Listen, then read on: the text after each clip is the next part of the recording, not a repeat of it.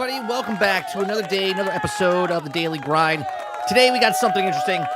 One studio says microtransactions are a no-go, right? Another is trying to save the sinking player base, which is Battlefield 6. And the other one, well, ran away with a bunch of money. So the three pillars today, we're talking about Ash of Creations, Battlefield 6, and we're also talking about Crimson Desert. Okay, the premium model, the live service recovery, and also just greed. We got Edemion's video we're going to watch near the end of the third segment of the show, the third story of the show. We're going to watch that. A couple of questions I got for you guys today is, do you still believe in premium games? Right? Do you still believe in the premium game model where you buy a game, they make a game, they sell a game, you buy that game, and then you don't ever have to pay anything else for that game going forward? Okay. Do you also believe is live service salvageable once players leave, right? Is Battlefield 6 still salvageable because the player base dramatically left? Can they make a comeback here? And greed. Has greed ruined like games, right? Has the greed ruined the games for you guys? These are three questions I want you to think about while we're doing the show today. Okay. Again, premium games, is live service salvageable, right? And is greed ruining more games? How's it going, chat? Let me see who's all here. I appreciate you guys showing up every single day. Let me scroll back up. Aku, good morning. Big Mo, what's going on? Travis, good morning. Sarge, good morning. Eclipse, what's going on, man? Good morning. Roadkill, Roic, All turn. Keep scrolling. Jesse Mack, what's going on? Anybody else? Let's see. Kylo Green, good morning. Mr. Z, what's going on? Thank you very much for hanging out with us this morning. All right, so would you rather pay $70 for a game once or $0 up front with microtransactions, right? That's what we're going with today. So let's start off with Crimson Desert. We got a story here submitted by Waterbear. Okay. It says, this is a premium experience how Crimson Desert is avoiding a microtransaction shop. Okay. If you guys like what I do, we do this Monday through Thursday from 10 o'clock in the morning till noon Eastern. If you like it, hit that like button, hit that subscribe button. If you'd like to go above and beyond that, become a member as little as $5. If you're new in the channel and you happen to be a lurker or whatnot, I like to bring up people's chats in here, right? Like Mr. Z here says, unfortunately, I think efficiency, a lower cost is not greed. So if you want, I read all the chats, I post them up here, I interact with you guys all the time. If you guys want your thing, because obviously I'm only one person, I can't read every single thing in chat and put it up on the screen. But if you like to, you can use the TTS, which is up in the pinned comment. It's little voices that you can pick and sounds that you can pick and, get your voice heard instead of my voice heard. You can pick the voices that you want to use. Roadkill says, Crimson Desert, they're hiding something. I mean, they went gold as there's no real, let me read this again. Crimson Desert, they're hiding something. I mean, they went gold and there's no real gameplay on console anywhere. That's not true. That's not true. There is gameplay on console. They showed PlayStation 5 gameplay, but people want to know what the frame rate is. They won't tell what the optimization is because they said in multiple interviews that they're still optimizing, right? They're still optimizing before the game comes out. Big Mo says, I do, but the premium game doesn't mean AAA anymore. Live service can also be salvaged as long as the bonuses are there, in my opinion. Cisco says, I'm not lurking. You're lurking. I'm not lurking. I'm not lurking. You were lurking. I wasn't lurking. What's going on, Cisco? Yeah, for the PlayStation 5 Pro. Right. They were showing footage. They showed footage of the console. Now, they didn't show the Xbox. They didn't show the regular PlayStation, but they did show PlayStation 5 Pro. All right. So let's get to this, right? This is a premium experience. How Crimson Desert is avoiding a microtransaction shop. Pearlbiz has confirmed that its upcoming open-world action-adventure game, Crimson Desert, will skip a traditional monetization model in favor of a one-time purchase. Now, I just want to pause that for a second. The fact that we're here, okay, modern AAA budgets are massive, okay? recurring revenue is what investors want, right? The live service model is just dominating the industry. If you like it or not, it is what it is. Right now, the question is, we'll skip the traditional monetization. That's not traditional. Traditional is the non-monetization, right?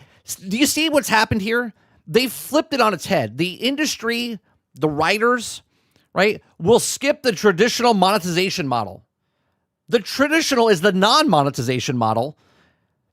The non-tradition is the monetization model. All right, so Crimson Debtors is being developed as a standalone single-player experience and avoids recurring revenue strategies often found in modern gaming. Now, I understand it's modern gaming, but there's a bunch of games out there that don't charge you monetization all the time. Game of the year last year, which was Expedition 33. Another game that sold the most copies just 2 years ago was a single-player game, which is Hogwarts Legacy.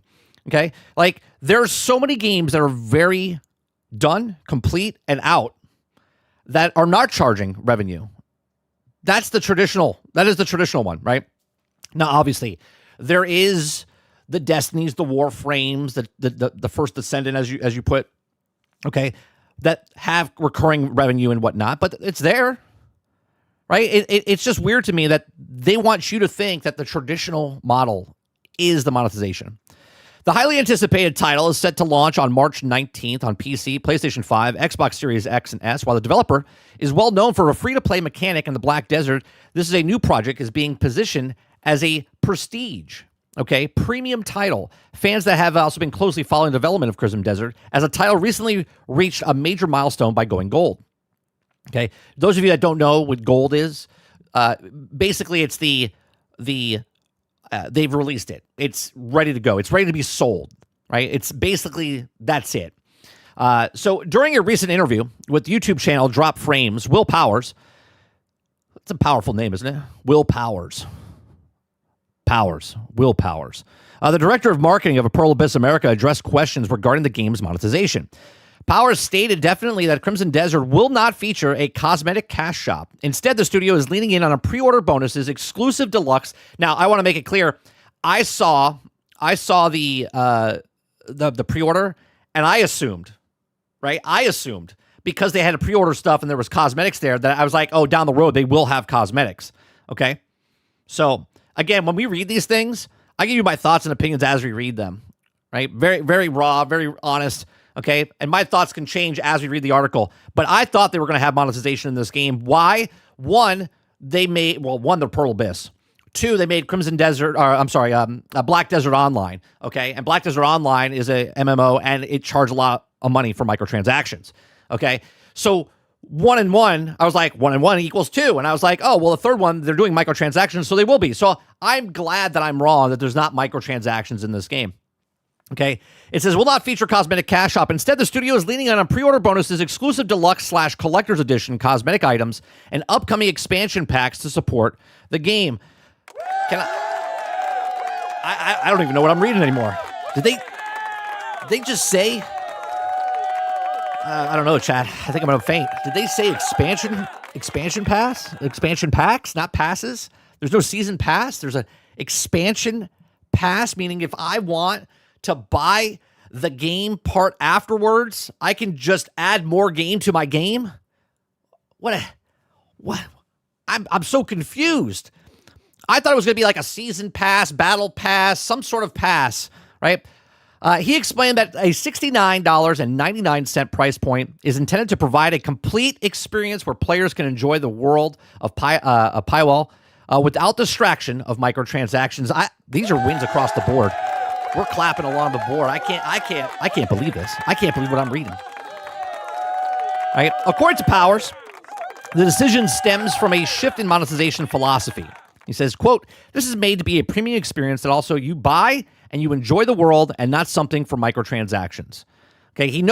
He further clarified that while free-to-play games require secondary revenue streams, a premium tile transaction begins and ends with the initial purchase. Holy Christ. We gotta keep praising this. I can't believe the words coming out of my mouth. Now, what Roadkill said earlier, there's something up, right? Everyone thinks there's something up. And this is the problem, I think, with modern game industry, where They're being very straightforward. And yet, for some reason, a lot of people still think, there's something up. There's something strange about this, right? There's something off about this. People can't believe what they're hearing, right? So the scale of the game environment has been primary talking point, with the developer claiming that Crimson Desert playable area is at least twice as large as that of Skyrim.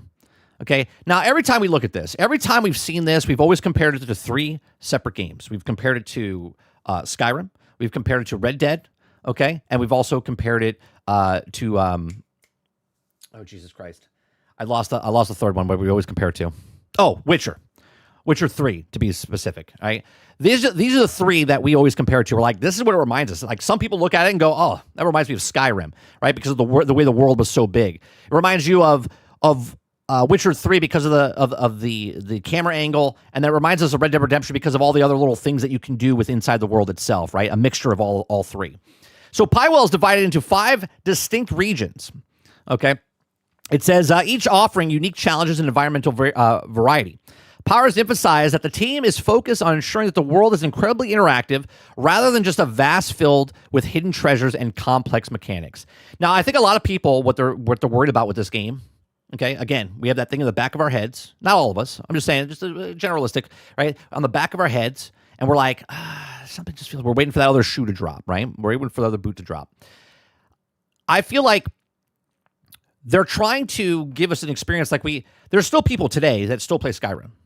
There's still people today that are still playing Grand Theft Auto Online. There's still people that they're just playing that one game. And I feel like this is the game that Dragon's Dogma 2 that people thought was going to be.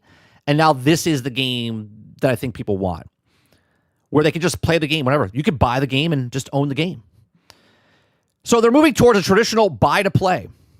Now, wait a minute. They're moving towards a traditional. So which one is it?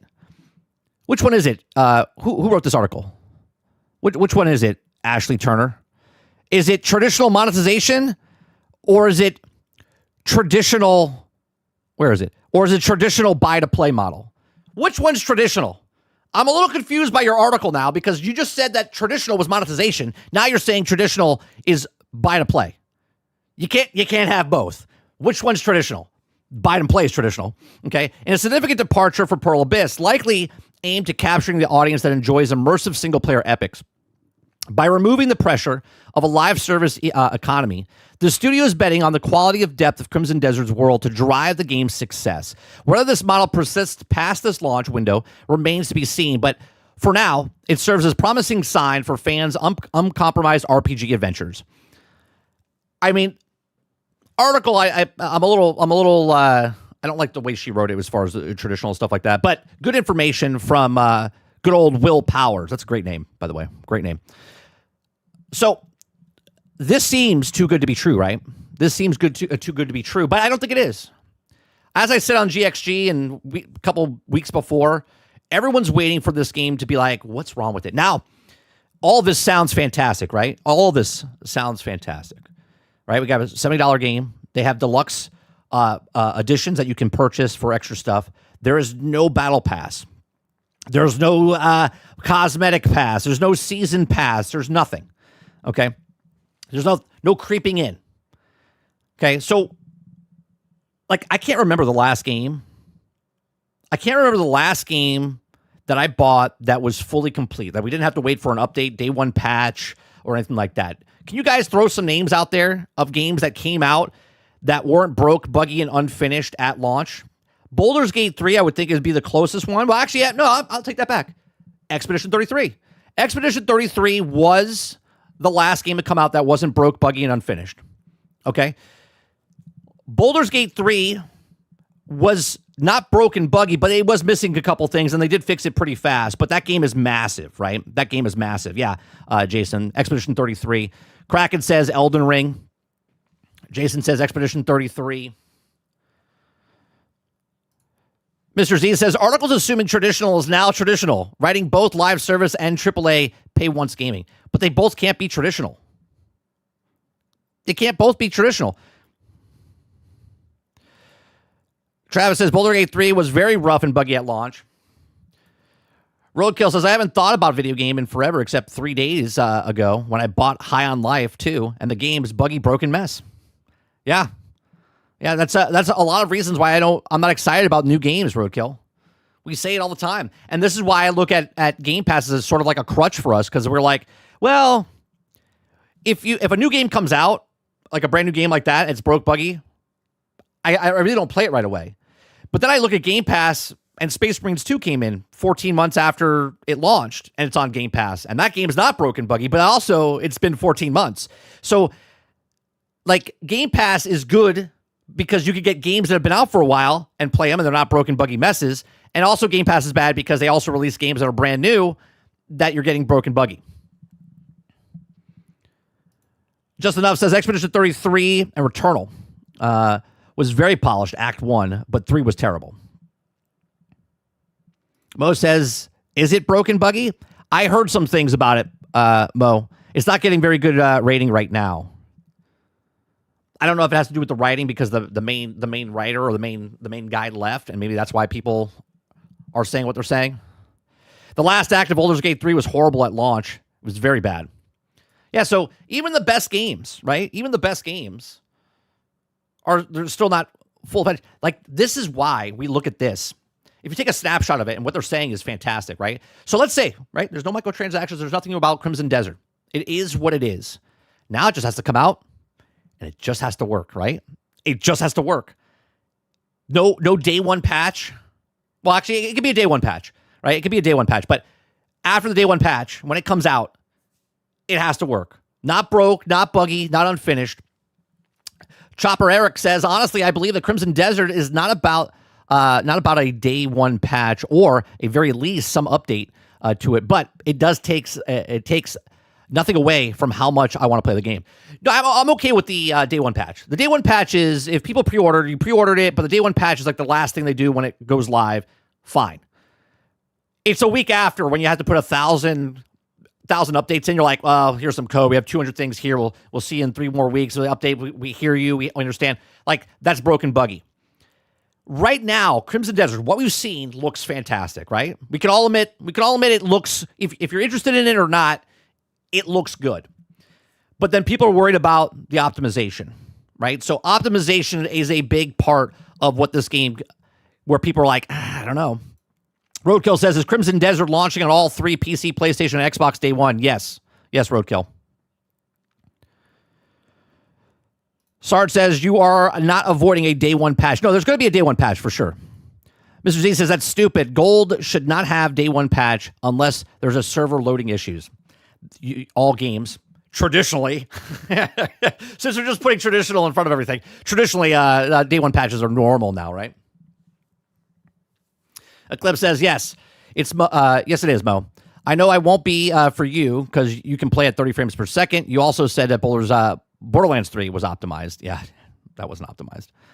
And that's another thing. People that can play at 30 frames, and there's people that can't play at 30 frames. So if it comes out at 30 frames per second, and the people that it's very choppy, they promise 60, but it's very choppy, I'm afraid to say that the game is unoptimized and it's not very good. So it would be a broke and buggy launch, right? If it comes out and says it's doing one thing and it doesn't hit that, then that would be a broke, buggy mess. Kraken says, whoa, slow down there, 30. You're saying you want the game to work at launch? That's quite a tall order. I know. Jesse Mack says, I'm playing devil's advocate here. Crimson Desert, everybody are saying is good, big but. Other good games that not very that good at launch. Why that changed his MMO game into a single-player game? Well, here's the thing. I think it's been in development long enough because you are right. It was an MMO, and it switched to single-player. And I think that's why we have what we have here and why they're doing so much. But it switched 3 years into the cycle, and they've worked on this single-player aspect for 7 years. The game's been worked on for 10 years. I just woke up after a 3-day weekend. I need a day one patch. Sarge says, take it easy, Mr. Z. Take your meds. Ease into the day. Lots to be mad about. Let's go out, Chief. All of these new games come out broke, buggy, and this is why I don't chase the cash on this game, hoping for a change. The last game that got my cash was God of War Ragnarok, far from broken, buggy. And you know where I stand. I'm all about no pre-orders, no day ones, no full price for a half-assed game, right? I will wait that day. I will wait that week. I will wait that month. You have to prove to me that this game is running and it's good. It looks good. It sounds good. Everything seems like the perfect storm of an actual game happening here, which is, it's just funny to think about because this is how it should be. We shouldn't be taking a microscope to everything going, is this gonna work? Is this gonna be optimized? Right? But we are. Here's where we are. Roadkill says these developers must be shaking in their boots if it's not a steady 60 frames. I mean, I just hope people do the same energy level, right? I want people to do the same energy level because Gotham Knights was a good game. It wasn't a great game. It was a good game. But because of 30 frames per second, people are like, it's a shit game. It's a mobile game. It's all this other game. Okay.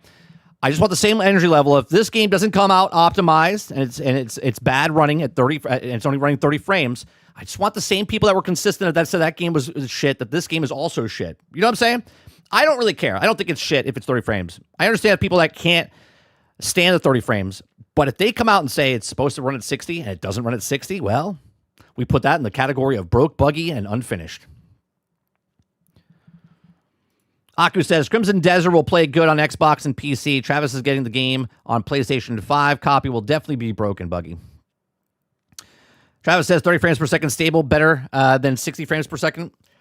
Well, the problem is, Travis, you're correct. Stability is better, but 40 frames per second would be better than 30 frames per second.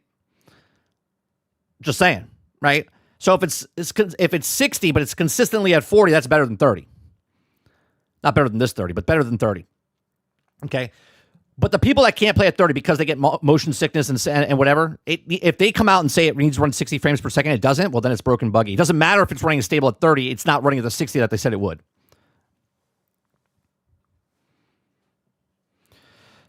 Travis says Gotham Knights' biggest issue was not enough villains. Oh, you're saying bosses yeah. I agree with that.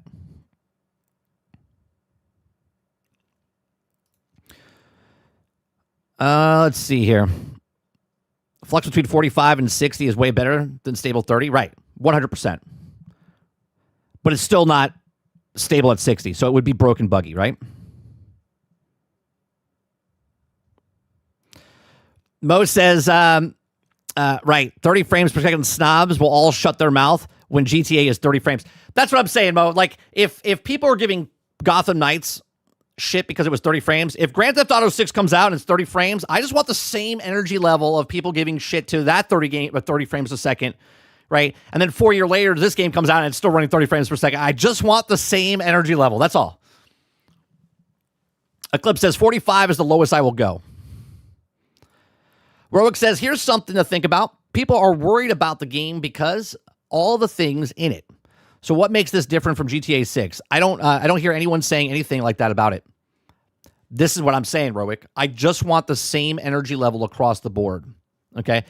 For me personally, I'm okay playing a game at 30 frames. I can play games at 30. I can play at 45. I can play at 60. I can play at 120. It doesn't really matter to me. Okay? I totally understand, though, that people that once you see the wizard, and the wizard being 60 frames per second, some people cannot go back to 30. They just can't. In their head, they're like, I can't do it. And I totally understand that. Roadkill says, I don't mind if a game has 120 hertz model at 40 frames. That's usually pretty good. Yeah, that's fine, Roadkill. But what I'm saying is if they come out and say the game is supposed to run at 60, and it doesn't run at 60, it runs at like 50 or 40, 45, yes, it is better than 30. But it's still not doing what they said it was going to do. That's all I'm saying. That's all I'm saying. I have a feeling it can hit 60, but it will be at 1080p, which is fine. Sure, as long as it hits 60. If it stays a consistent 60, Jason, 100%. I don't care if it's at 1440, right? I don't care if it's at 8K, 4K, 1080p. If it's running at a consistent frame rate and you get to choose 1080p at 60, fantastic. If it's 4K, if it's 4K at 30, okay. Roic says, I'm the same way. Gameplay makes up for it. I'm okay with it. That's exactly how I am, Roic. If I'm having fun in the game, like, you'll play it because you're having fun. If you're not having fun, then you'll stop because if you're having fun, fun outweighs the frame rate issue, right? If you can get past the frame rate issue because you're having fun, you're like, you really don't care, right? It's really like, I have to have it because I'm getting nauseous. But if you're not actually getting nauseous and you play the game, then you're having fun. You're gonna play it.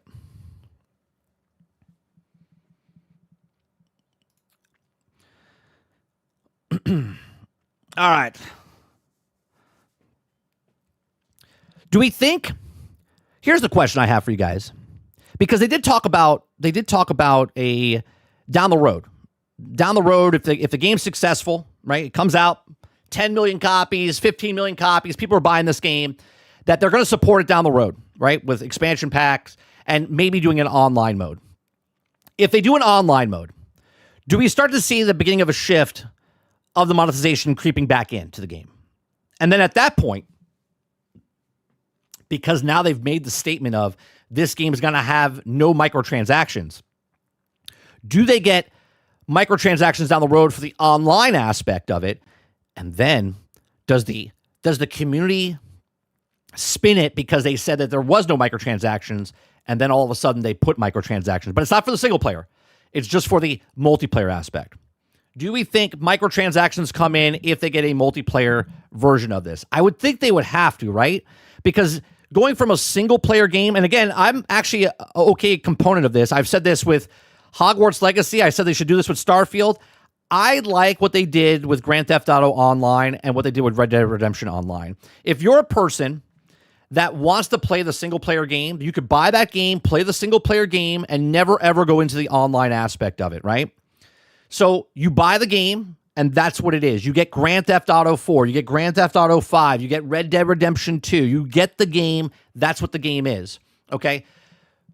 If they put in, I think Hogwarts Legacy should have done this. I think Hogwarts Legacy should have been a single-player game like it was, and they should have added a online aspect after the fact where people can hang out in Hogwarts, go on missions together, change outfits, whatever. If they want to do microtransactions after that, cool. I'm okay with that because they've delivered the actual game, and you get to choose if you want to play that game or you want to play the other version of that game online. So if they come out, personally, if they come out with an online version of Crimson Desert, that's after the single player, doesn't cost anything, it's free, okay? Then you can also just jump in, and if you want to buy microtransactions and stuff like that, I'm okay with that. Where do you guys stand on that type of stuff? I got nauseous yesterday just playing Goat Simulator 3. Either the Xbox X is giving me bad frame rate, or my PC is just as better video for my monitor. Yeah, I mean, it could be a little, I don't know. I mean, it could be the Xbox. Eclipse says, what do you mean, the different games? Oh, you're talking about Travis.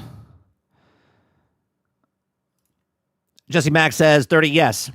AI will help them out with that and bring out the online mode. I mean, I'm okay. I'm okay with that if they do that. My son rolled credits, I think, Mr. Z. I believe my son did. As long as it's cosmetics, that's all that matters to me. If they do a whole Assassin's Creed thing where you can buy XP boosts, I'll be mad. No, I don't think they'll do that. I'm talking, I mean, can you do that in Grand Theft Auto? I haven't played online, and even when I played online, I didn't do any of that. Is there bonus XP, like boosts in online? Grand Theft Auto Online?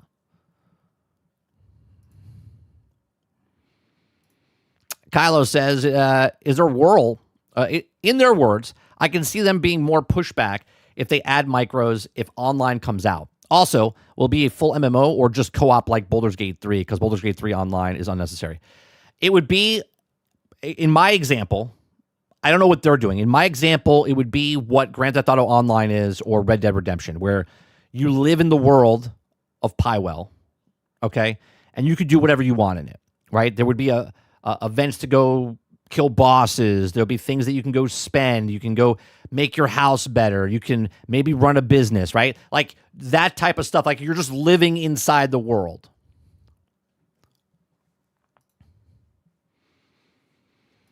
Justin Up says, GTA, you could buy money, and money is needed for a lot of stuff. Needed for a lot of stuff. Can you play? I know I played a lot of stuff like the business and stuff like that, but is there a boost, like a booster to give you advantages? I know if you make money You could just run different missions and do that. Jason says, if 60 frames per second didn't matter, then why have people even beginning for years for 60 frames update Bloodborne, and why the modders also made their own patch to unlock the frame? No, it is a big deal. I've never said it's not a big deal. I know you're not talking to me, Jason, but 60 frames for me is not a big deal. I'll play 30, 60, whatever. But it is a big deal for a lot of people because they're like, it's like, let me give you a wine example, right? Wine is wine for people that don't drink wine. There's a box wine, and then there's a very high-end wine, okay? And for a person that doesn't know wine, you would drink the box wine and say, oh, just as good. Because your palate, your eyes, for your tongue, okay, just think that all wine is the same. But once you have a good wine, going back to box wine, you're like, holy shit, like this is disgusting, right? It is what it is. A lot of people could just drink both. They could drink the box wine, they could drink the other wine and be like, it's wine's wine. But other people are like, I'm like that with coffee, right? Coffee for me, I can have a really good coffee, and when I go back to I can't drink a Folgers anymore. I can't drink that stuff anymore. I have to have a better coffee. When people play 60 frames or 120 frames, they can't go backwards. They can't go back to the 60. They can't go back to the 30 frames. James says, dump the console frames, get a PC. If only 30 on console, it will be playing on my PC. Jason says, it does matter. It makes input response time faster. When I set my Marvel Rivals to 120 frames per second, I noticed the inputs were also much more responsive, and I could react better things. Eclipse says, especially if the Souls game is running at 60 frames, makes the animation so smooth for dodging a lot better. 100%. 100%. Here's the thing, though. Sort of like when people used to play on 720p televisions and then 1080p, if they never had a 1080p, they wouldn't know the difference. Do you know what I mean? If you've never played a 60 frames per second game and knew you were playing a 60-second frame game, most people can't tell. Most people can't tell. Most people are like Travis. Okay? They can't tell the difference. But if they have and played it, they'll be like, oh, there's something off about this. They wouldn't know.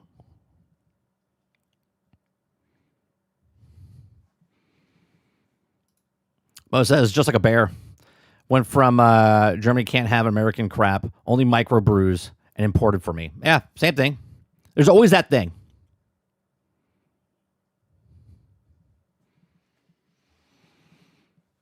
Crowd says, Destiny 1 hurts my eyes when I went back to it. Yeah, because it's hard. It's hard for a lot of people. Once you go that way, you're like, there's something off. Now, if you didn't know it was frames, right, Crowded?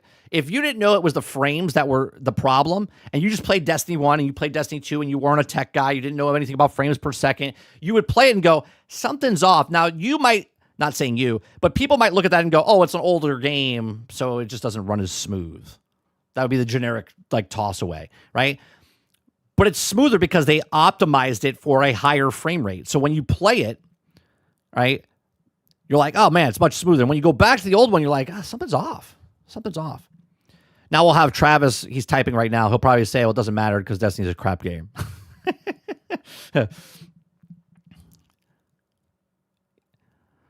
Some people's eyes just can't see higher frames. Their eyes are inferior. All right. Speaking of games struggling to hold players, okay, let's go on to Battlefield 6 Dev. Okay. If you guys like what I do, we do this Monday through Thursday from 10 o'clock in the morning till noon Eastern. If you like it, hit that like button, hit that subscribe button. If you'd like to go above and beyond that, become a member as little as $5. There's other ways to support the channel as well. We have music. You can go to Spotify, Amazon Music, Apple Music. You can download. I don't even know how to describe my music.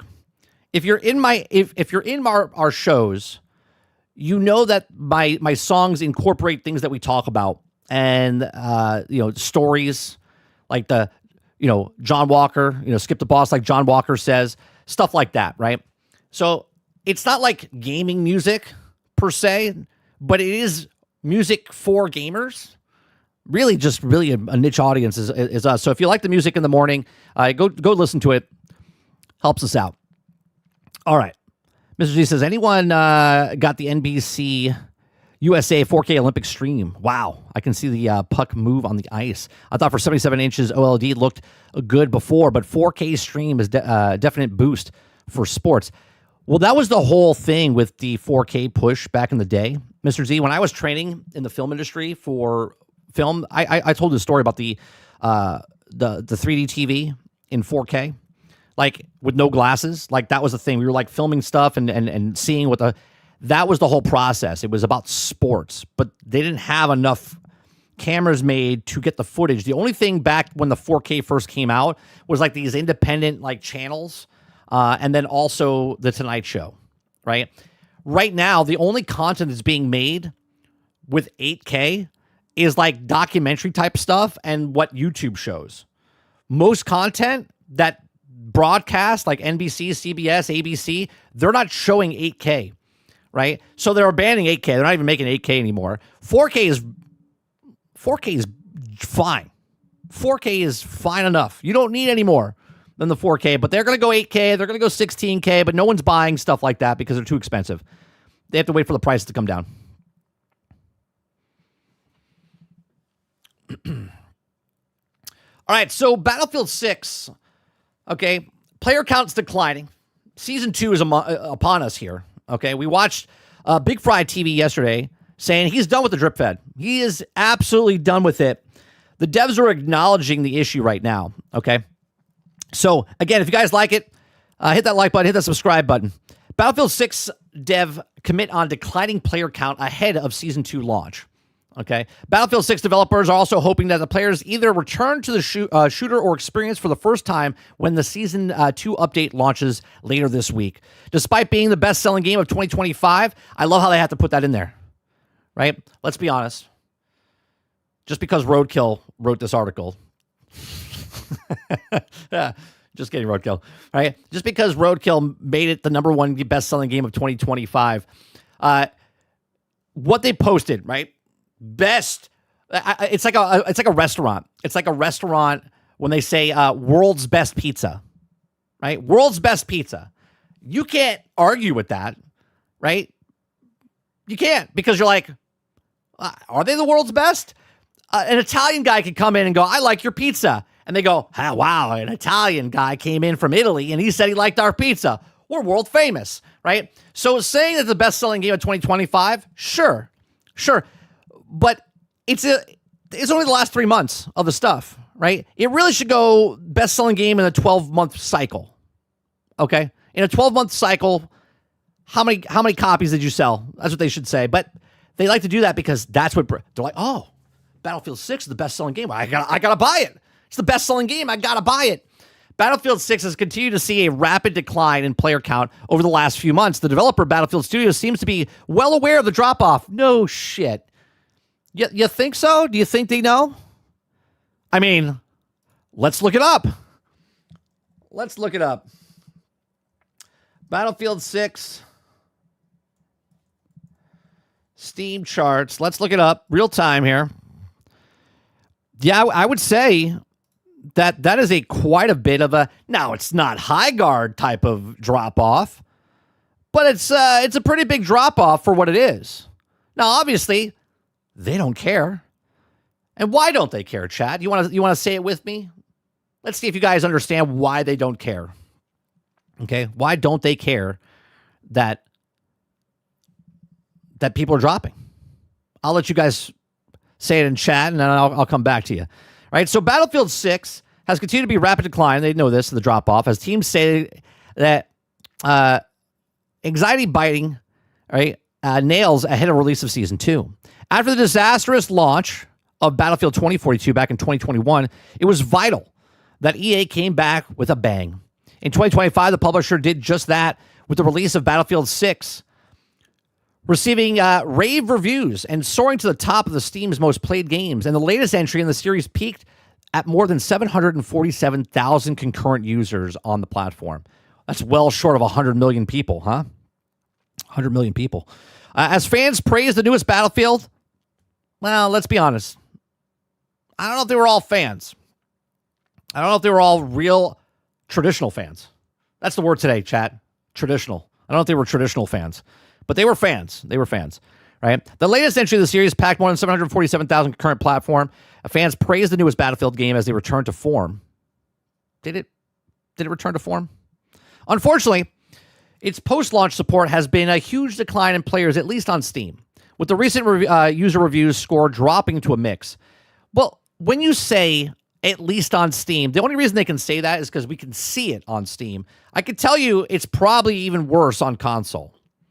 Okay, so Battlefield 6 devs hoping that Season 2 boosts the player count. While Battlefield 6 initially launched, saw over 700,000 concurrent players flock to the title on Steam alone, recent weeks and months haven't been too kind to the shooter. Since it released in October of 2025, Battlefield 6 was lost 89% of its player base on Steam. If anyone uses 89% of anything, it's probably bad. Even weight. If you lose 89% of your weight, you're probably going in the opposite direction. You were overbeast, overweight, and now you're skinny and you're about to die. Okay? 89% drop. That is terrifying. Right? That's like, holy Christ. That's bad. And you don't want to lose 89% that fast. So according to Charlie Intel on Twitter, the developer has told them that the team is biting their nails ahead of Season 2. Why? You guys have already made your money, right? You guys already made your money. So released this week, now the trailer has dropped and the roadmap has dropped, and they're still sitting in all chairs biting their nails a little bit. A developer told them that an unnamed developer then says that they are hoping as many players as possible will come back to the game or check it out for the first time when Season 2 releases. Season 2 of Battlefield 6, let me tell you something. If you do not have Battlefield 6 right now, if you don't have Battlefield 6, do not buy Battlefield 6. Because Battlefield 6, okay, right now, if they lose this much player base, if Season 2 comes out and they lose more player base and more people don't come back to play the game, guess what? The game will get fixed. Maps will get fixed. Gun mechanics will get fixed. Hit detection would get fixed. Maybe they would drop Red Sec because not many people are playing it and they can get rid of the Battle Royale and start focusing on the actual game. They would stop putting limited time events inside the game. If nobody plays the game, they will just abandon the game. And then they will reset the game and try again for Battlefield 7. And what you do when Battlefield 7 comes out, you do not pre-order Battlefield 7. You do not buy day one of Battlefield 7. You do not buy week one of Battlefield 7. You let them bite their nails or sweat until they make an actual, complete game like Crimson Desert. If Crimson Desert promises that there is a full-fledged game with no microtransactions, obviously Battlefield is going to have microtransactions. But what we're asking for is Battlefield to be Battlefield again. Okay? So Season 2 of Battlefield 6 will release on PlayStation 5, Xbox Series X, S, and PC on Tuesday. Wait a minute, that's today. February 17th, bringing a new content to the shooter, and it's free to play Battle Royale counterpart Battlefield Red Sec. Players will be able to check out the new multiplayer map known as Contaminated, which is set as a German airbase in the European mountainside. And there's also a return of the iconic Little Bird helicopter from Battlefield 3, new weapons, and more. Isn't that great? Aren't you guys excited that they brought back a helicopter that was in Battlefield 3? Why wasn't that at launch? Why wasn't that in the game at launch? That's a question for you, huh? Why wasn't that at launch? So the next season of Battlefield 6 was initially due to launch last month, but the publisher EA announced a disappointing delay for Battlefield 6 Season 2 just days before it is expected to release. I wonder why. Due to ongoing player feedback surrounding the game's first season. EA and Battlefield Studios said that the revised launch date was allowed to extra time to further develop and refine Season 2. I wonder if Season 2 was just lackluster as Season 1 and what they did. Again, this is my speculation. I don't actually know if this happened or not. But I wonder if they took Season 3 and merged it with Season 2, so Season 2 looked a little bit more full. But people looked at Season 2 and said, this ain't enough. And I wonder what's going to happen now. Because if Season 2 is not enough, and Season 3 was moved into Season 2 to give Season 2 a little bit more fluff, you know, it's like when women try to stuff their bra or people try to put stuff in their ass to make their ass look bigger. That's what Battlefield has potentially done here with Season 2. They've taken and they've stuffed their bra to make it look more attractive. Okay? The addition month of the development time led to many to believe that the second season would have tons of content for players to check out, but many have been left disappointed by the release of the roadmap, which we saw Big Fried TV's video yesterday, right? With only one map available at launch of Season 2, and the additional map set to arrive on March 17th, fans are left shocked when they discover that the more limited time modes and events than there are actual new maps. As the biggest competitor to Call of Duty, many players think that Battlefield has dropped the ball, as Black Ops 7 post-launch support has been monumental despite its troubled launch. While Battlefield 6's second season will only bring in 2 new maps to the game, Black Ops 7 has 9 multiplayer maps releasing over the course of 2 seasons, 5 of which are brand new. So there you go. They understand, and they're very nervous. They're like, oh, man, what are we gonna do? What are we gonna do with all the money that we made from the original launch? Right? My question to you guys, right? My question to you guys, chat, is there live service, I don't know, like fatigue, right? Is there live service fatigue? Is the content drought in cycles? Like there's less content right now, but Season 3 is going to be a massive success, right? That'll bring the players back. That'll bring everyone back, right? And are the players' expectations, what's the word I'm looking for? Are their expectations too high compared to the devs' pipeline? Are we expecting too much from a game? And again, I'm not even buying it. I'm not buying this game. The only time I'm going to play this game when it comes out is when it hits Game Pass. Because when it hits Game Pass, it'll be at least 12 months, if not a little longer, okay? And by that time, it's not going to be complete, but the game will be better off than it was 12 months prior, right? Compare this to the worst game. This is what they've always done. They've compared Battlefield 6 to the worst Battlefield, which is not Hardline, by the way, which is now 2042. 2042 is the worst game, and they don't compare Battlefield 6 to the other Battlefield games. They compare it to 2042, right? Broke at launch, unredeemable reputation damage to the series. A 1-2 combo. Battlefield 5 to Battlefield 2042 to now Battlefield 6, right? So can the trust be rebuilt? You look at a game like No Man's Sky, you look at Cyberpunk 2077. The difference between these two games and what Battlefield 6 is that No Man's Sky is a single-player game. There's a multiplayer aspect of it, but there's a single-player game. Cyberpunk 2077 is a single-player game. These came back because they fixed the single-player experience. This is a multiplayer game. There's so much damage done to this, hence why we have a song called Battlefield's Back, but fix it, please, because it's still broke, right? So can trust be rebuilt with EA and Battlefield series? Or people look at it and go, well, it sold the most. It's not damaged. You don't know what you're talking about, 30. You're right. It's not damaged. Nothing about this is damaged. The best-selling game of 2025 has lost 89% of their population. Nothing to worry about. You're absolutely correct, right? People are delusional. But these are just my thoughts. Let me know yours in the comment section down below. Please make sure you share, like, subscribe. If you like what I do here, check out some other videos. Thanks for watching. All right, let me see what you guys are saying.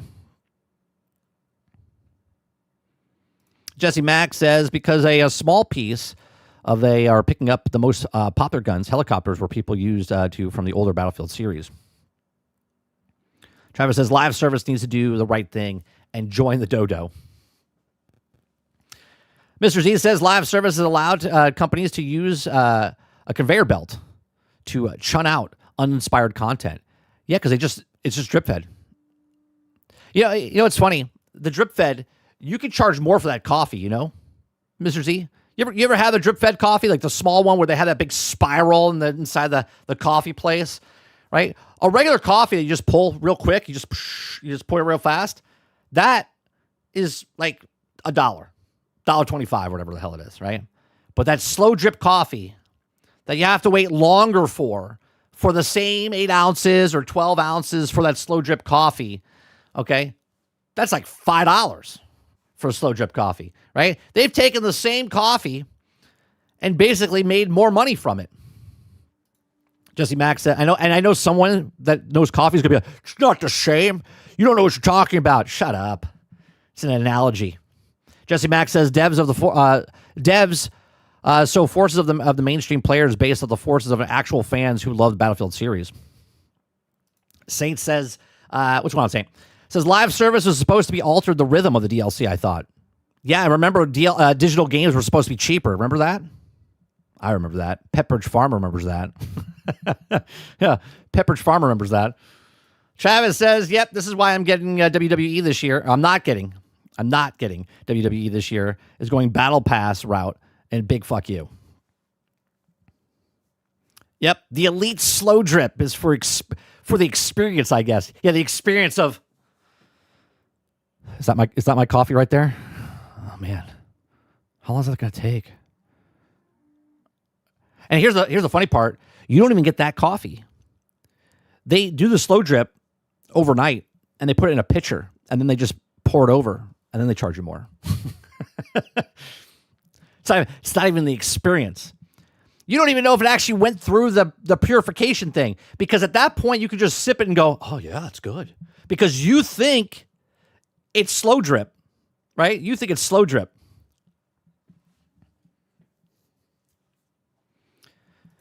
People can't keep up with 9-week seasons. Devs can't keep up with 9-week seasons. But that's not our fault. That's their fault. They're the ones that brought it in. Mr. Z says, but the experience for live service games is over. Is it over yet? I don't know if it's over yet.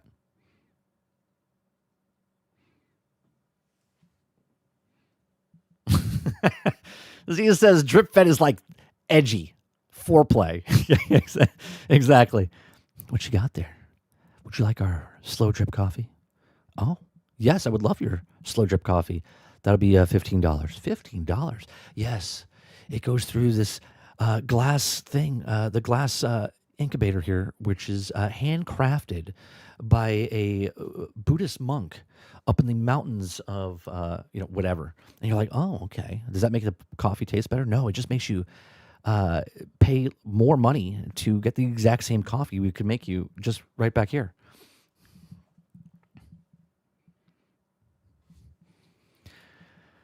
Jesse says, oh, yeah, cold coffee, and now the next day they're making hot coffee. In reality, it's cold coffee they left overnight. Yeah. Well, it would be bitter. It would be bitter. I used to work in a coffee place. You could tell the difference between old coffee.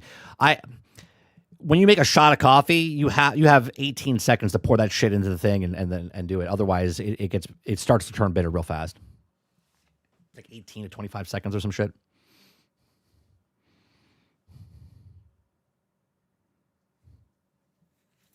Travis says, best live service idea. I'll kick your ass 4 times over 6 weeks instead of just now. Right? And you'll pay more for it. What's going on, Ward? Right. In the mountains of China. Yeah. Handcrafted by a Buddhist monk up in the mountains. Took him 15 years to gather the resources like Minecraft to forge that glass. So he could walk it down the mountain, get on an airplane, travel. No, I'm sorry. He can't use airplanes.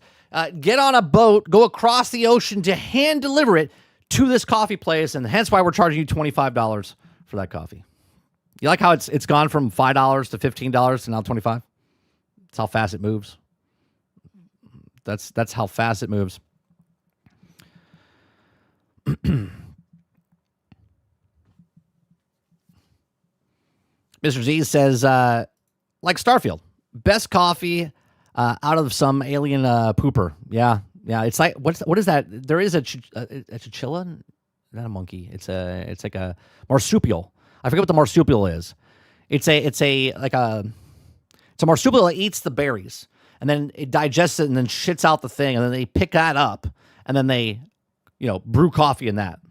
It's like, okay, you didn't do any extra work. The fucking animal did. You just picked it up and put it in the thing and then you brewed it. How's that extra more money? Saint says the story is always more important than the product. Oh, yeah. You have to have a story. JD Nutt says every game seems boring to me. I can't remember the last game. That was also innovative. We need new experiences. The problem with that, Jay, I don't know how old you are, right? The problem with that is based on your experience and the more games you play, it's sort of like movies, right? The movie industry is that you've seen it before, so you kind of get desensitized and it just kind of becomes another movie. Yeah, I don't mind live service games that offer free updates like Arc Raiders and Helldivers, but wanting me to pay every 6 weeks is no bueno. What's going on, Hero? Yes. Cat poop coffee. Delish. What's going on, Dirty Bear? Wait, coffee is made from poop? Some coffee. Yeah, some coffee.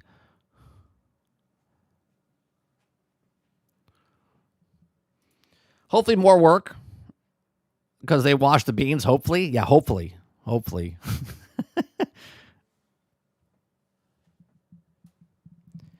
Have you tried Anthem? I did. I thought Anthem was a good foundation, but terrible execution. Yeah. No, coffee makes you poo. No, they actually have coffee that's literally. Let me look it up for you. Let me find the one that's.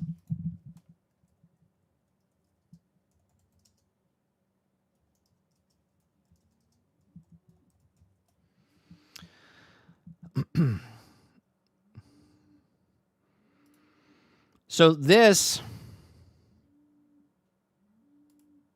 Let me get this. Do they have really? I have to sign in. You guys are ridiculous. This is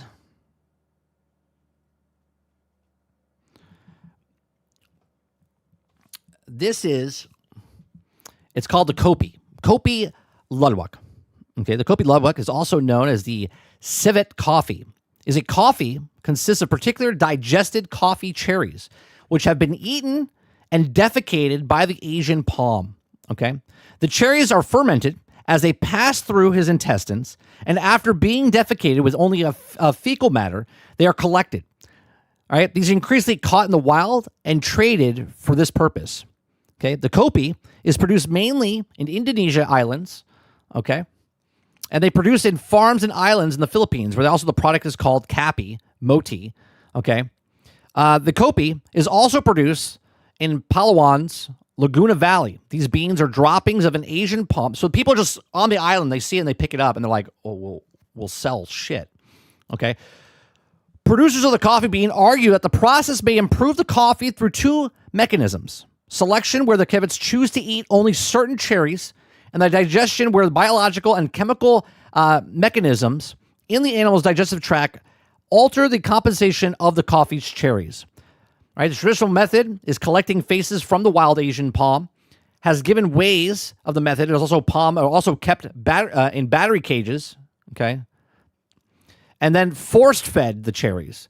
This method produces a raised ethical concern about the treatment because you don't want to have force fed shit coffee. You want to make sure your coffee is from the wild, right? You got to make sure. So there you go. This is the animal right there. There's the animal that's shitting out the coffee that they charge a lot for. So if you ever go to a coffee place and you see this certain coffee, this is who did it. This is who made your coffee. This is the thing that shat out your cherry that they made for the coffee. There you go. The more you know. Oh, wait, that's the wrong one. Now we know. And knowing is half the battle. There you go. Who was the first person to pick coffee beans off the pile of shit and says, we could brew this? There's a lot of things that you could think about like that. Well, if you like coffee from poo, I got some peanuts and corn to sell them. Yeah. Oh, man. Saint says, so now people are just drinking shit coffee and the Kopi don't even eat the cherries no more. That's right. Right. Free range poop coffee. That's right. See, I've taught you something today, chat. If anything, that deserves a like right there, right? That deserves a like right there. I've taught you something about poo coffee. Pone says, this reminds me of the fancy restaurant selling gourmet dirt. Stop it. Okay, you got to tell me more about this. We're going to pause the show for a second. I would like to know more about the dirt, gourmet dirt. How are they selling this? I have to look this up. What the hell is gourmet dirt? What do you mean by gourmet dirt?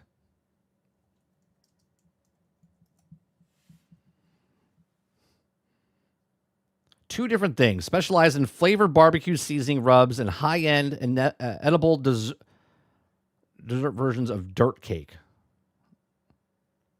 Is it actual dirt?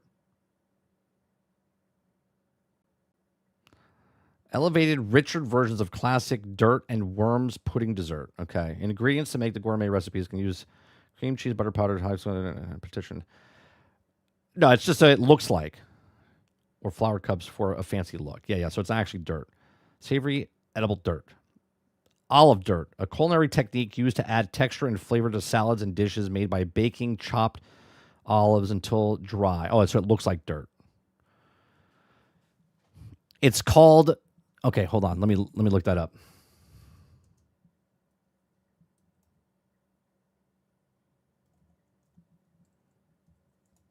Okay, let's see what this is.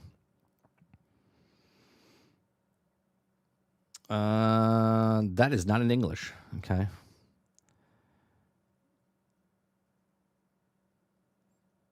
It's French, huh? Most famous? No, it's a song. Yeah, I can't look it up. Gourmet mountain oysters. Okay. It's crazy some of the stuff we go, right? All right, so it says, can I go to the universe where BioWare decided to continue working on Anthem and not make Dragon Age Veilguard? Who do I call about the universe transfer? You're going to have to call the TDA, I think. Yeah, I think you're going to have to call the TDA. Mr. Z says, this is what the AAA devs have done, just like people taking advantage of the copy and selling the coffee. Yeah, 100%. It's a French-inspired restaurant in Tokyo, Japan. Famously serves $110 7-course menu featuring edible soil and primary ingredients including dirt soup, salad with dirt dressing. Interesting.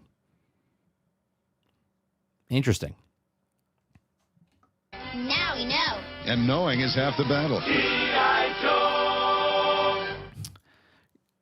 Dirty Bear says, so there's dirt, which is also pity has also been fertilizing for a decade, is worth money.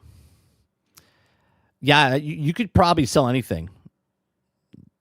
As long as you can market it. If you're a seller, you could sell anything. If you could teach somebody, I mean, let's think about it. I mean, who was the first person to see a chicken lay an egg and go, I can eat that, right? It's kind of weird, right?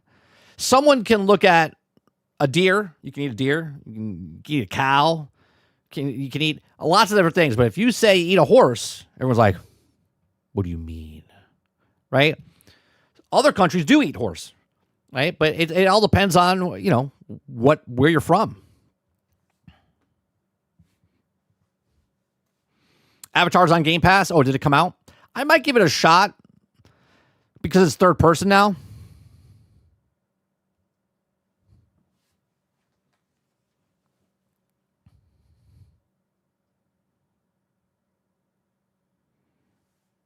Saint says the story. Maybe that's what I should do. I should tell my story of how I became a YouTuber instead of actually just YouTubing. Like 30 is from a long history of video games. He started playing video games on the Atari 2600. Like, this is how he became a YouTuber. Okay. It's all about the story.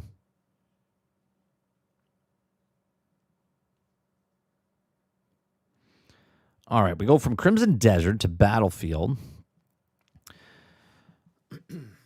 I want to kind of stick with Battlefield for a second because of the live service stuff, right? Talk about Crimson Desert, about making a game, selling a game, and putting that game out. Let's see if it works today. It's going to work? I don't know why it's not working. How come the sound's not coming on?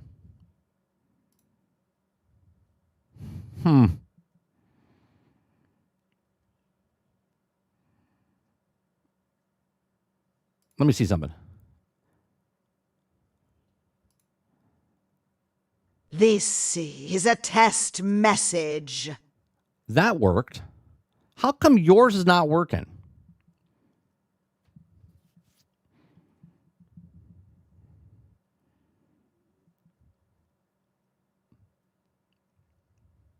Yeah, we're gonna have to do the impersonation of Trump. Let me see. Let me get my Trump. Let me get in character. Let me read your thing. Let's say. Okay, let's put it up on screen. Okay. Okay, let me see if I can. Trump says, and we care. No, I can't do it. I can't. I can't do it. And we care for the French opinions of the U.S. derp. No, I have a New York accent, man. I can't do it. I can't do it. I can do it in a New York accent. And we care for the French opinion of U.S. derp. Right? I could do that. That was like a Christopher Walken New Yorker. I don't know. I don't know why it's not working. God damn it. We need that working. Connected to stream. Let's reconnect. Oh, wait a minute. Maybe this is it. Maybe this is it. Because yesterday, Aku did one and it didn't work. And now it didn't work today.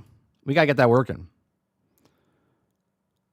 Your account has been connected. Okay. Redirected to dashboard. Now, I wonder if I can pick it again. Can I do it again?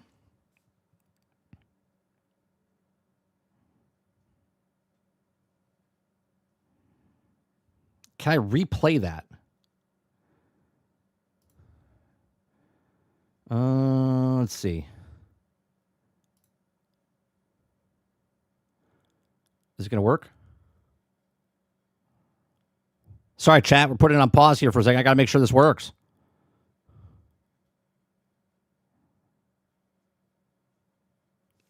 I don't know why it's not working. Overlay on the browser source of OBS. You show the link anywhere else and contains the key. Okay. TTS guide. Because it is working.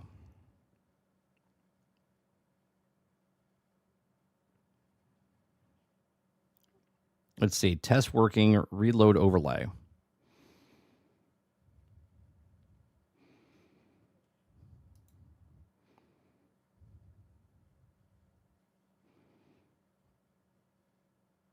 Unlock custom voices. Yeah, I'm not sure. Hopefully, whatever happened there, it resets it. Please try again.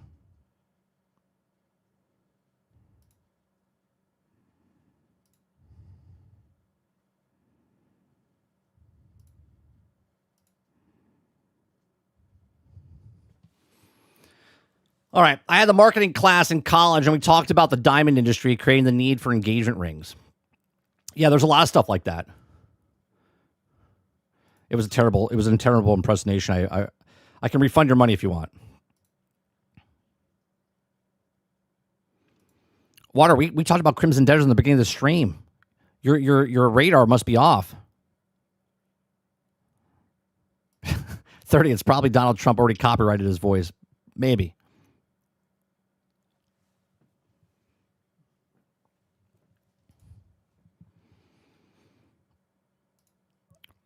So, all right. So let's go back. Let's go back a little bit here because talking about Battlefield and talking about microtransactions and season passes and keeping up with all this stuff, right? Are you guys, like, how do you guys feel about the transparency they do with roadmaps? Like, I personally don't give a shit about roadmaps. I don't. Because all I see when you put roadmaps up is it's something. Oh, here we go. See if it works. No?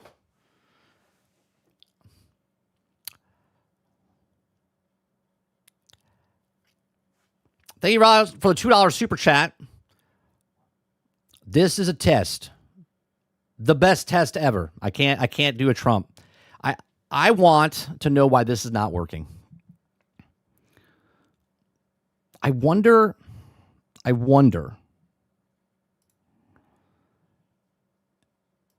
if this is, let me go for a link for a second here. Because that's going to piss me off. This just in. Famous Twitch streamer retires and becomes a full-time idiot. All right, I'll give you a Trump voice. My name is Donald J. Trump, and I approve this message. There you go. But I can't make him say what you're saying. I don't understand why it's not working, but as I click the sound bites, it's working.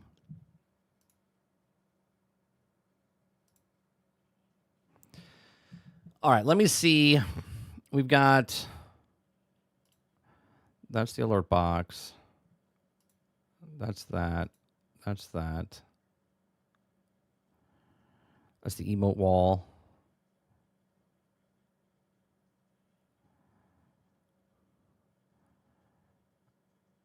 Cisco says, I'm trying to have the hype for Crimson Desert. It ain't easy. What's keeping you not hyped about the game? What game broke you that you don't trust them?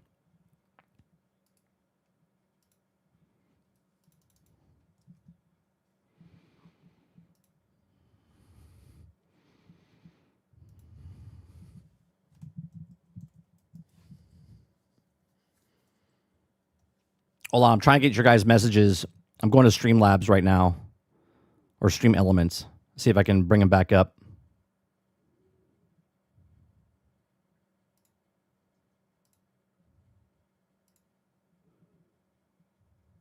Do you think we can maybe see Rise of Hydra or Wolverine at the state of play, more probably Rise of Hydra? That's 6 days ago. Let's see. Where is the... I don't understand why it's not showing today's.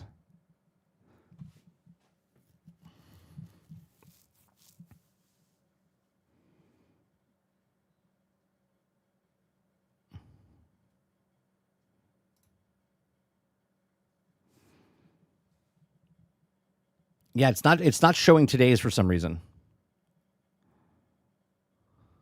That's weird. Can I see Aku's from yesterday? No, the last time this thing actually went was 3 days ago.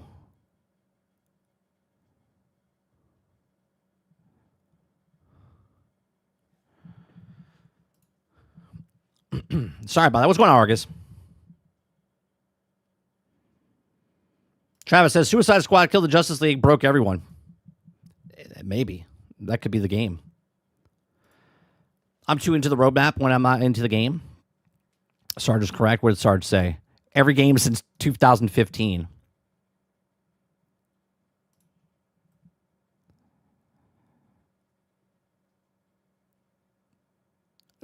See, now it didn't even pop up in the alert box. Oh, man. I feel so bad for this. Z, thank you very much for the thank you very much for the $2 fart. I don't know why it's not updating. It makes no sense to me. I'm trying to see why it's not working. And I don't want you guys to keep doing what you're doing. I understand you guys are testing it and I appreciate it, but give me a second. Give me a second. I mean, I can see it's not counting down because I have a monthly message remaining. And since you guys started posting these, it's not clicking this thing down.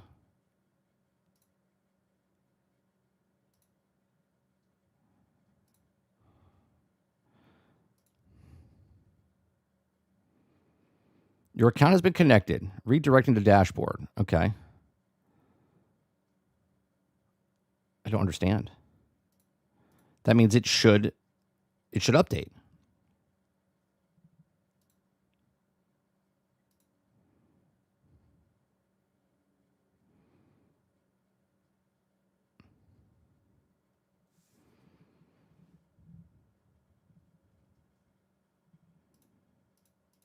Filter, tips, super chats, sponsored, purchase. I don't get it. I don't get it. Well, I'm going to give you guys a round of applause. Thank you very much for the $4 total, Mr. Z, and $2 for Aku. Thank you very much for the super chat. Maybe I have to. Maybe it's broke inside of Stream Elements. Are you sure you want to switch providers? Usually don't have to switch providers, but you also need to reauthorize your account with the provider. No.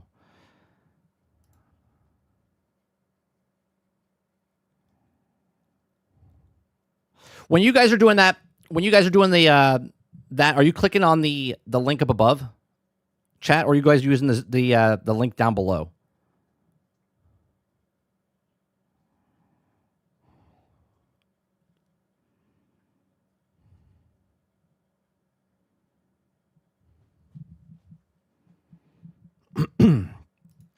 Argus says it's probably not receiving the messages altogether at the moment, which is why the last couple of days aren't showing up for you, or you're doing doing the TTS. Yeah, it's weird because it says it's connected. The last one it shows up in Stream Elements is from 3 days ago. Well, 5 days ago, technically, which is the last time we had a stream, right? The link above, just how to. Okay. Let me see. Let me remove that one.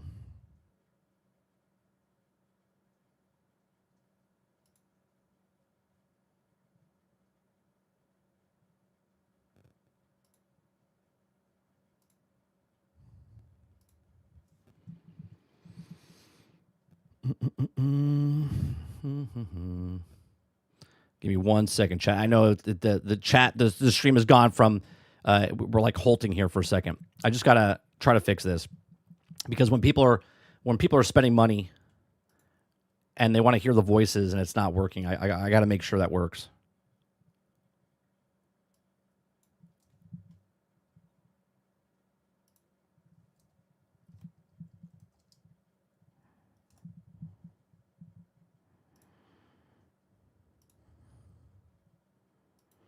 Okay, that brings it up to this.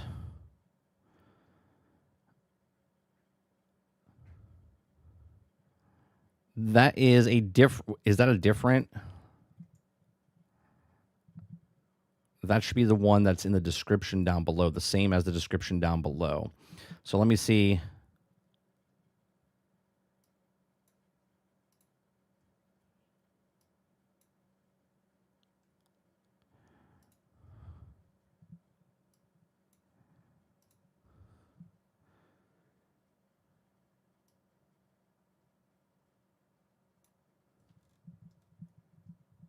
No.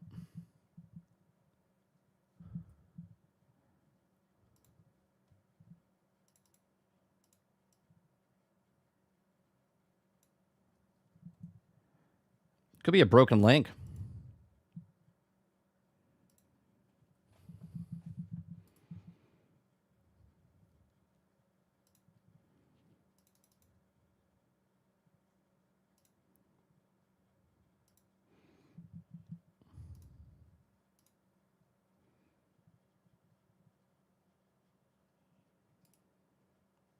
I wish YouTube had its own little method where you can bring and post things up.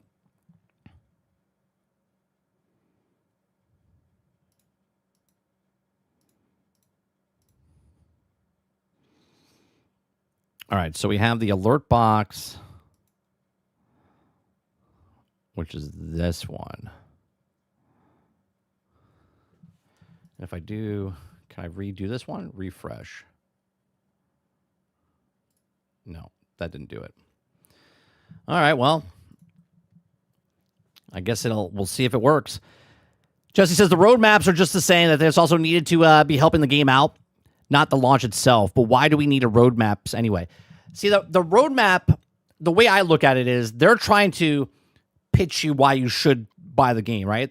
They're showing you the roadmap going, well, if you don't think the game is going to be good when it comes out, here's what we have planned for the future. And that indicates to you, oh, well, since you have 6 months in the pipeline, that means you're still supporting the game. How's that working out for High Guard? Right? How's that working out for games that show you the deal, the roadmap ahead? Right? I don't want to know what you're selling me down the road.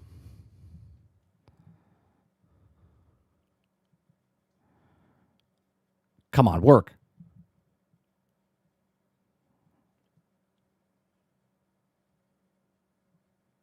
It's not working.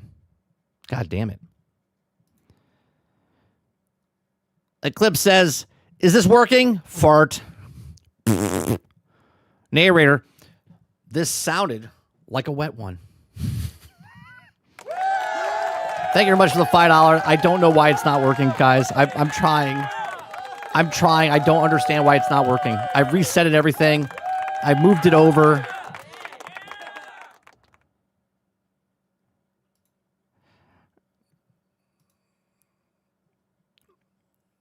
Yeah, it's not even showing up in this thing. It makes no sense.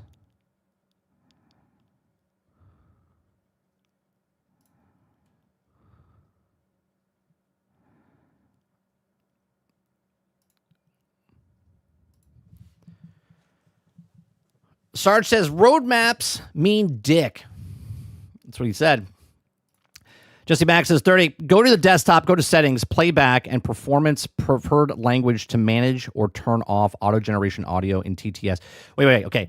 Go to desktop, go to settings. Okay. Desktop, settings. Okay. So with inside the computer itself, go to settings. Okay. Go to playback and performance. Playback and performance. What's that under?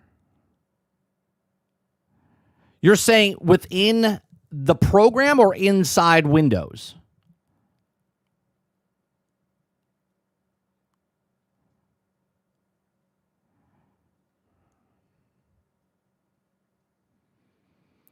So settings, playback.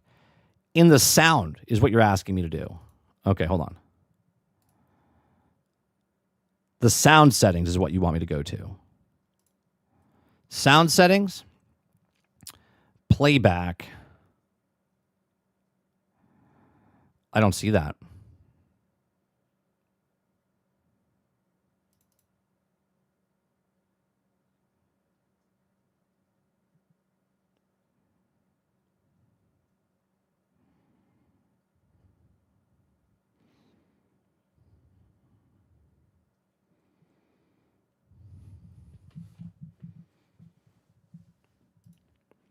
Speak to me like I'm 5. Speak to me like I'm 5. Hey, Sarge, me and like roadmaps, they're also pretty to look at. I don't think they're good to look at. I don't think it's good to show me what you're potentially working on, and that stuff might not come in. I truly think there's different ways they can prove to us that they actually are going to be doing something down the road. You know, Mo? Go to YouTube settings. Oh, go to YouTube settings. YouTube settings. And go to language.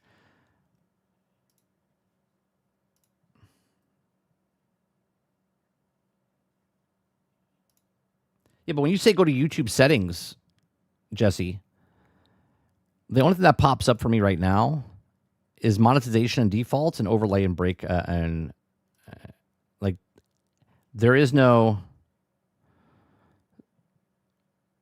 Oh yes, apply these settings to streams created. No, I don't have a settings. I appreciate you trying to help me.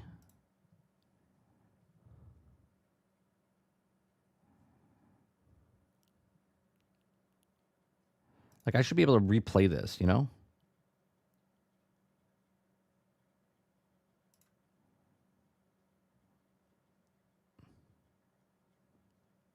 Wait, can I do it this way?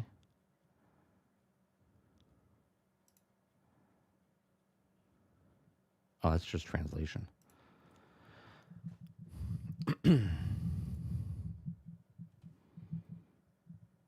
Use the link at the bottom.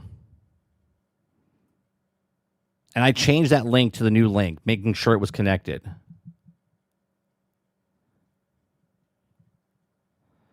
Mo says, well, I'm just happy the roadmap of the First Ascendant is looking damn good.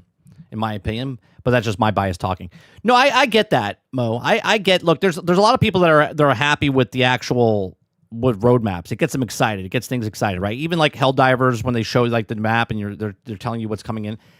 But my problem is the game's not even finished, right? Some games are broke, buggy, and unfinished, and they're not even fixing that stuff.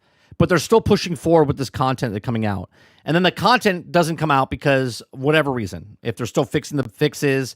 And then when that stuff comes out, then that stuff is broke or underdeveloped as well.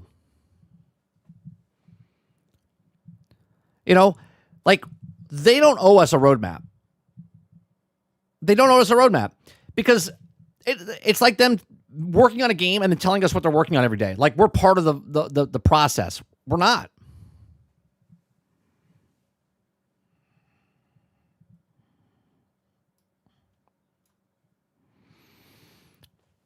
I'm going to have to figure out something why it's not working.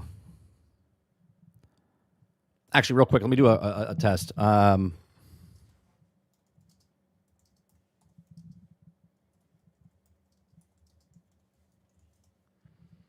see. TTS not working in a stream often caused by misconfigured alert settings, improper audio routing, or muted audio source in the broadcasting software. Well, this should work if I do this and I click this. I absolutely love That's the eating system. beans That's on working. toast while walking in the park with grey skies. They just threw out a new Mando trailer right here. Is it made by AI?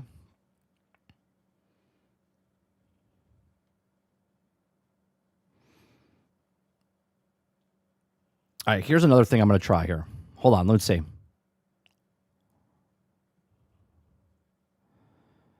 Let me do a fake message real fast and see if that works. These are fake messages that I'm popping up. I just want to see something real fast. No, I need... No, that's not it. This is inside the program Social Stream Ninja.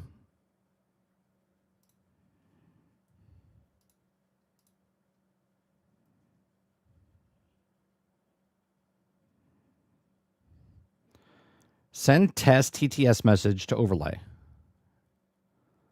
Testing message successfully sent. Okay. This is a test This message. is a test message. That's coming across.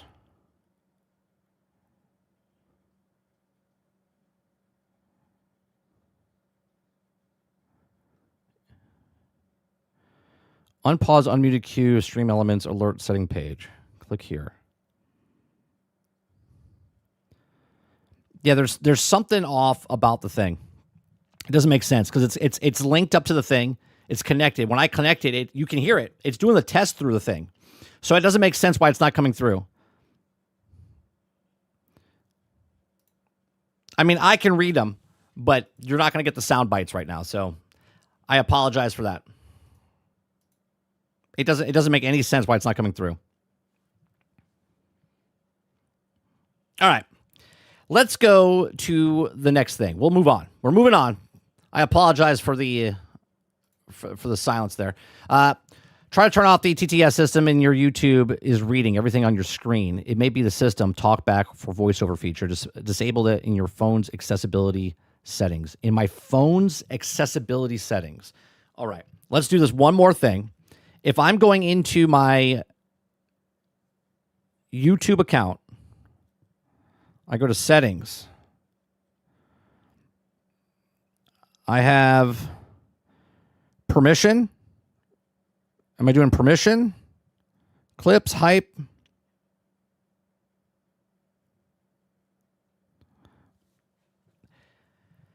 We might have to do this off stream.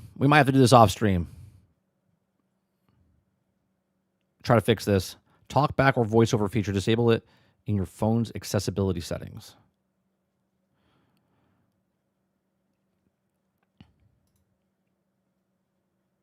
It has to be the program, right? I guess because I'm going to the dashboard, right? It says here, TTS message successfully sent.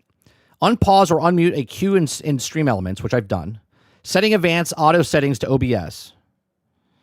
In OBS, go to your audio mixer, advanced audio properties, find TTS overlay. Oh, okay. All right, hold on. Go to audio settings in OBS. Audio.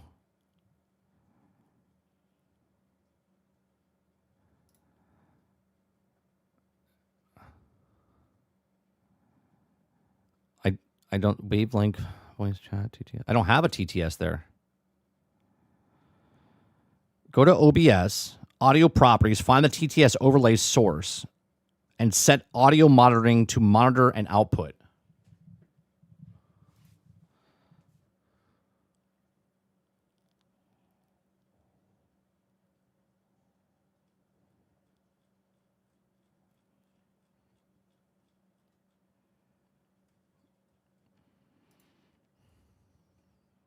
Am I doing this wrong? Settings, source, TTS, active source, browser,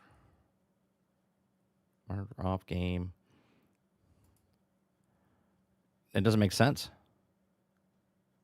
Advanced audio properties. Go to advanced audio properties, find TTS overlay source. I don't have an overlay source for that.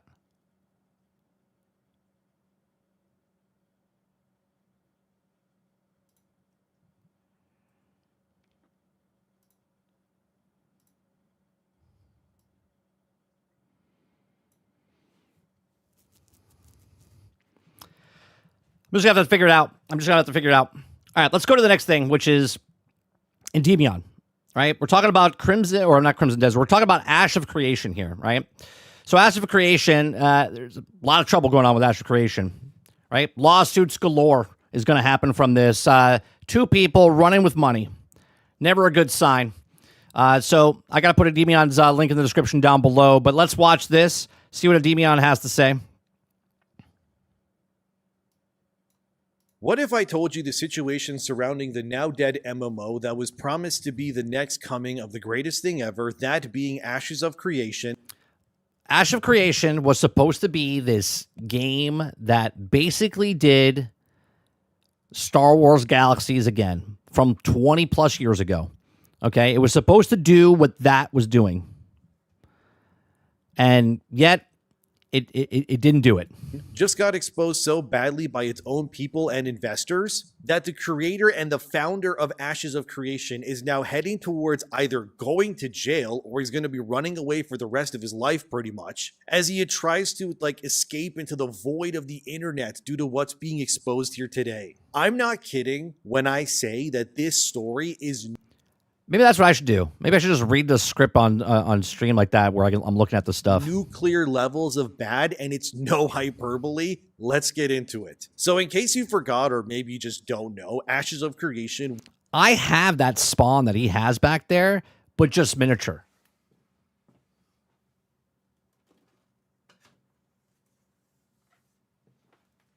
I fucking love this thing. This is such a cool spawn figurine. This is so old. This is like, I must have got this almost 30 years ago.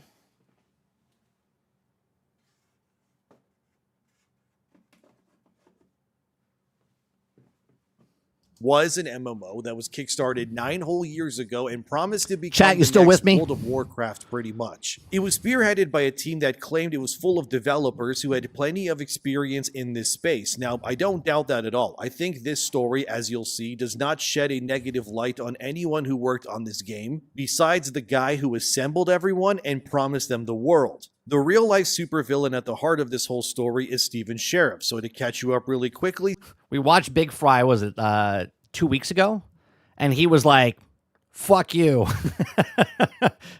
Stephen Sheriff decided to drop the nuke that he was leaving behind Intrepid Studios, that the game would cease development entirely. Thanks, Eclipse, for responding. And that all because it looked like Chad just died on me immediately. According to Stephen Sheriff, it was because the board at Intrepid Studios was doing things that he personally didn't believe in and wanted no part of. The only problem was that Steven Sheriff forgot to mention that the board at Intrepid Studios consisted, as far as anyone knows, of only 2 people. As you can see here from their Kickstarter page, Steven Sheriff and John Moore, who sit at the top of this pyramid of devs, ironically, which I'll get into later that it's shaped like that, were the only members of this board. Also, it was revealed that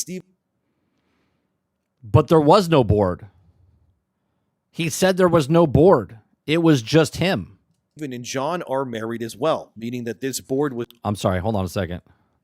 This board. Also, it was revealed that Steven and John are married as well, meaning...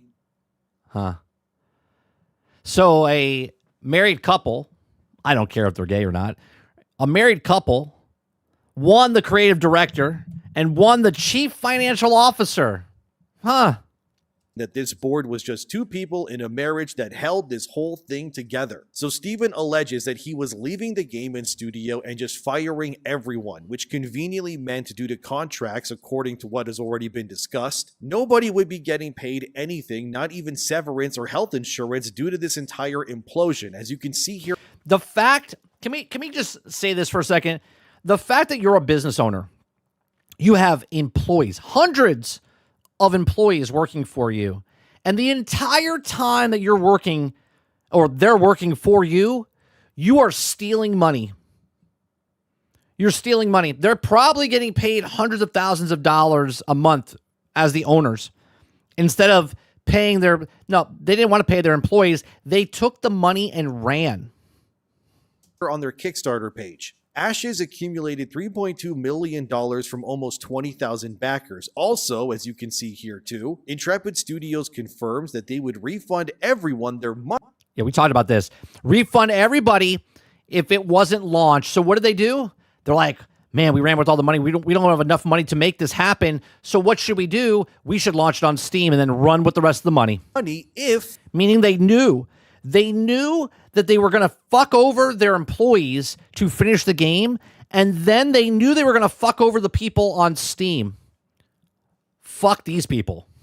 Ashes of Creation never launched. However, and yes, this is the, oh, it's so scummy, dude, I can't believe this is real, but it turns out that in the fine print, because Ashes of Creation technically was playable by users in early access, which is where the game is right now, by the way, since it never actually reached its whole 1.0 full release, this meant that the game was technically launched already. Yes, you know what that means. That I just saw what you put. Just enough. No board was on the roadmap, but then that changed. Yeah, fucking roadmap. God damn it. That means that Steven Sheriff's little promise to his... They had a roadmap, by the way. They had a roadmap what they were going to do to the game. Guess what? They didn't do it. 20,000 backers, because that you were able to actually play this game in a state that was technically launched, it now meant that that money that you backed this game with, it no longer needed to be refunded because you got what you paid for technically, even if it wasn't, again, fully launched. That is real, and I'm not kidding. Well, isn't that the most scummy thing ever? All those millions from the backers are now Stevens to just run away with, you're saying. What if I told you, though, it gets so much worse, though? Because, guys, this is... I honestly don't know how this guy is going to weasel his way out of this, I got to admit. Because he should go to prison. He should go to prison. What this guy is doing and what's happening in Minnesota are the same fucking thing. Fraudulent businesses. There has now been a bombshell report that is, let's get into it. This is from WCCFtech.com, and it's titled, Ashes of Creation Investor Alleges Founder Orchestrated $140 Million. I said this man was running with money. I said it the day after the first video we did with Big Fry. The next day there was an article and we started talking about it. I said, what about if he just ran with the money? And he's just hiding it. Fraud. Yeah, not $3 million. $140 million just evaporated into thin air. Also, shout out to Nefast QS. I think I actually made when I was doing the money on the first day, when I was timesing this stuff, I said they probably made it. I think I said about 125 million. I said, oh, no, I'm doing it wrong. Maybe I was doing it correctly, and I thought I was doing it wrong. This is their video here as a screenshot for you to see. So they spoke to one of these big investors that was attached to Ashes of Creation. I'll link this video below, by the way, but it's basically the investor just losing his mind about how Steven Sheriff screwed over everyone out of millions pretty much. So you can go watch that if you want to, but I'll condense what was said here so that it's more... Here, I don't know what... They're both terrible, right? They're both terrible. Sorry, Edemion, for pausing you like that. They're both terrible. I don't know which one's worse, but they're both bad. Them not paying the rest of their employees and shitting on their employees, because at this point, I'm assuming that the employees didn't know what was going on. They had no idea. They were just being fucked around in the back end, okay? The people putting $250, $300, $500, I can't say that you don't have you have a right. You spent $500 fucking dollars, but you also spent $500 on a game that wasn't coming out yet. You were believing in a used car salesman, man, selling you a hope and a dream, elixir, right? This elixir will make you grow bigger type of stuff. This MMO is going to be the greatest MMO of all time. I need $500. You're in, right? So I think what's worse is, sure, he swindled $500 from a lot of people, $300 from a lot of people, but the entire time they knew they were going to screw these people over, the people that they hired, and now they're not paying, right? This dude needs to go to prison. Digestible, but again, this is nefast QS. Because you have to sit him down and say, when did you know you were going to fuck everyone over? When did you know? Did you know when you started the whole ordeal? Or because you were making so much money off of people that believed in what you were making, and then you decided that you weren't going to do it? Because then you have to start getting into, was he married before this happened? And if he wasn't married before, was the person that is now the financial officer, did he whisper in his ear, we could make a lot of money from this, right? Is it his lover, his husband, his wife, whatever you want to call it? I don't know what they identify as, okay? But is when it turned around? Because there's a lot to answer here. Was your entire reason to make this to screw the employees over and also get money out of people, of investors, gamers, and the workers, or did it change over time? This is Scoop, so I wanted to give them their credit. Yeah, he was part of an MLM. For what they did there, so thanks to them. So this investor is named Jason Karamanis. He's the guy claiming that Steven Sheriff, who founded Intrepid Studios and made Ashes of Creation to be the biggest scum on the earth here pretty much. Jason apparently made his money through various endeavors of his own, like a Florida-based anti-aging skincare and supplements company. And Jason, like Steven, is also a part of the MLM community, which is short for multi-level marketing. Yeah. Which is another fucking scumbag type of stuff. Is, pyramid scheme stuff and all of that stuff. It's scams. That's what MLM is pretty much. Even though these people will never admit it, that is what it is. Anyways, Jason Karamanis claims that he was swindled by Steven Sheriff into investing $12.5 million of his own money into Ashes of Creation. And according to Jason, Steven Sheriff has taken this money, done nothing with it, and now Jason is unable to get his money back. But the more insane claim of all of this is that according to Jason Karamanis, that Steven Sheriff never once, and this is apparently true, so he got $26 million from another person that used to work with him at the MLM? According to Jason, Steven never invested a single penny of his own money into Intrepid Studios. Well, from a business standpoint, you're never supposed to invest your own money. So that's probably the smartest thing Steven did. But at the same time, that means from the very start that he was trying to screw people over. Since the very beginning of all of this. Oh boy, here we go. Steven instead swindled. Yeah, Aku. Then it was from the beginning. Yeah, probably. Probably. Thousands of people and investors outside of Kickstarter into giving Steven's MMO project millions of dollars that were meant to multi-level marketing scheme, Travis. Turn this game into the supposed massive success story that was meant to rise. Multi-level marketing scheme is if I make money if I bring 3 of you underneath me, and everything that you make, I get a percentage of what you do. And if you want to make money, then you have to get 3 people under you. So then what happens is if I get 3 people, so let's say I get Mr. Z, Aku, and yourself to be under me. Now I'm the king, okay? There's 3 under me. Now you each have to get 3 people. And if you get 3 people, now I have you 3 plus the 3 each of you, and it just compounds over time. So if these people sell, then you make your money, and then these people get your cut, and then this person gets their cut, and it goes up to the top. That's what a multi-level marketing scheme is. World of Warcraft. The crazier part is that Steven Sheriff has claimed publicly that he... Sarge says you have to understand that even if the legit game developers do a version of this, the difference is that they release a game but still talk away with the same levels of money. This is why they're bloated. 100%, Sarge. 100%. And this is what I've always talked about, where people are in the industry that have no business to being in the industry. They see that they can make a lot of money. They come into the field to try to steal money from people. If that's investors, if that's the gamers, when they make a complete game and charge you $70 and then broke, buggy game, minimal viable product game, or don't even try to finish it. They're just trying to sucker people to get it, and then they walk away with millions and millions, hundreds of millions, sometimes billions of dollars. He has invested somewhere between $30 to $60 million of his own money into this company. But the investors who have the books and all the finances are claiming that these actual investments were never placed into the collective fund that was meant to keep Ashes of Creation alive at all. So where did that money go? Where were you putting that money?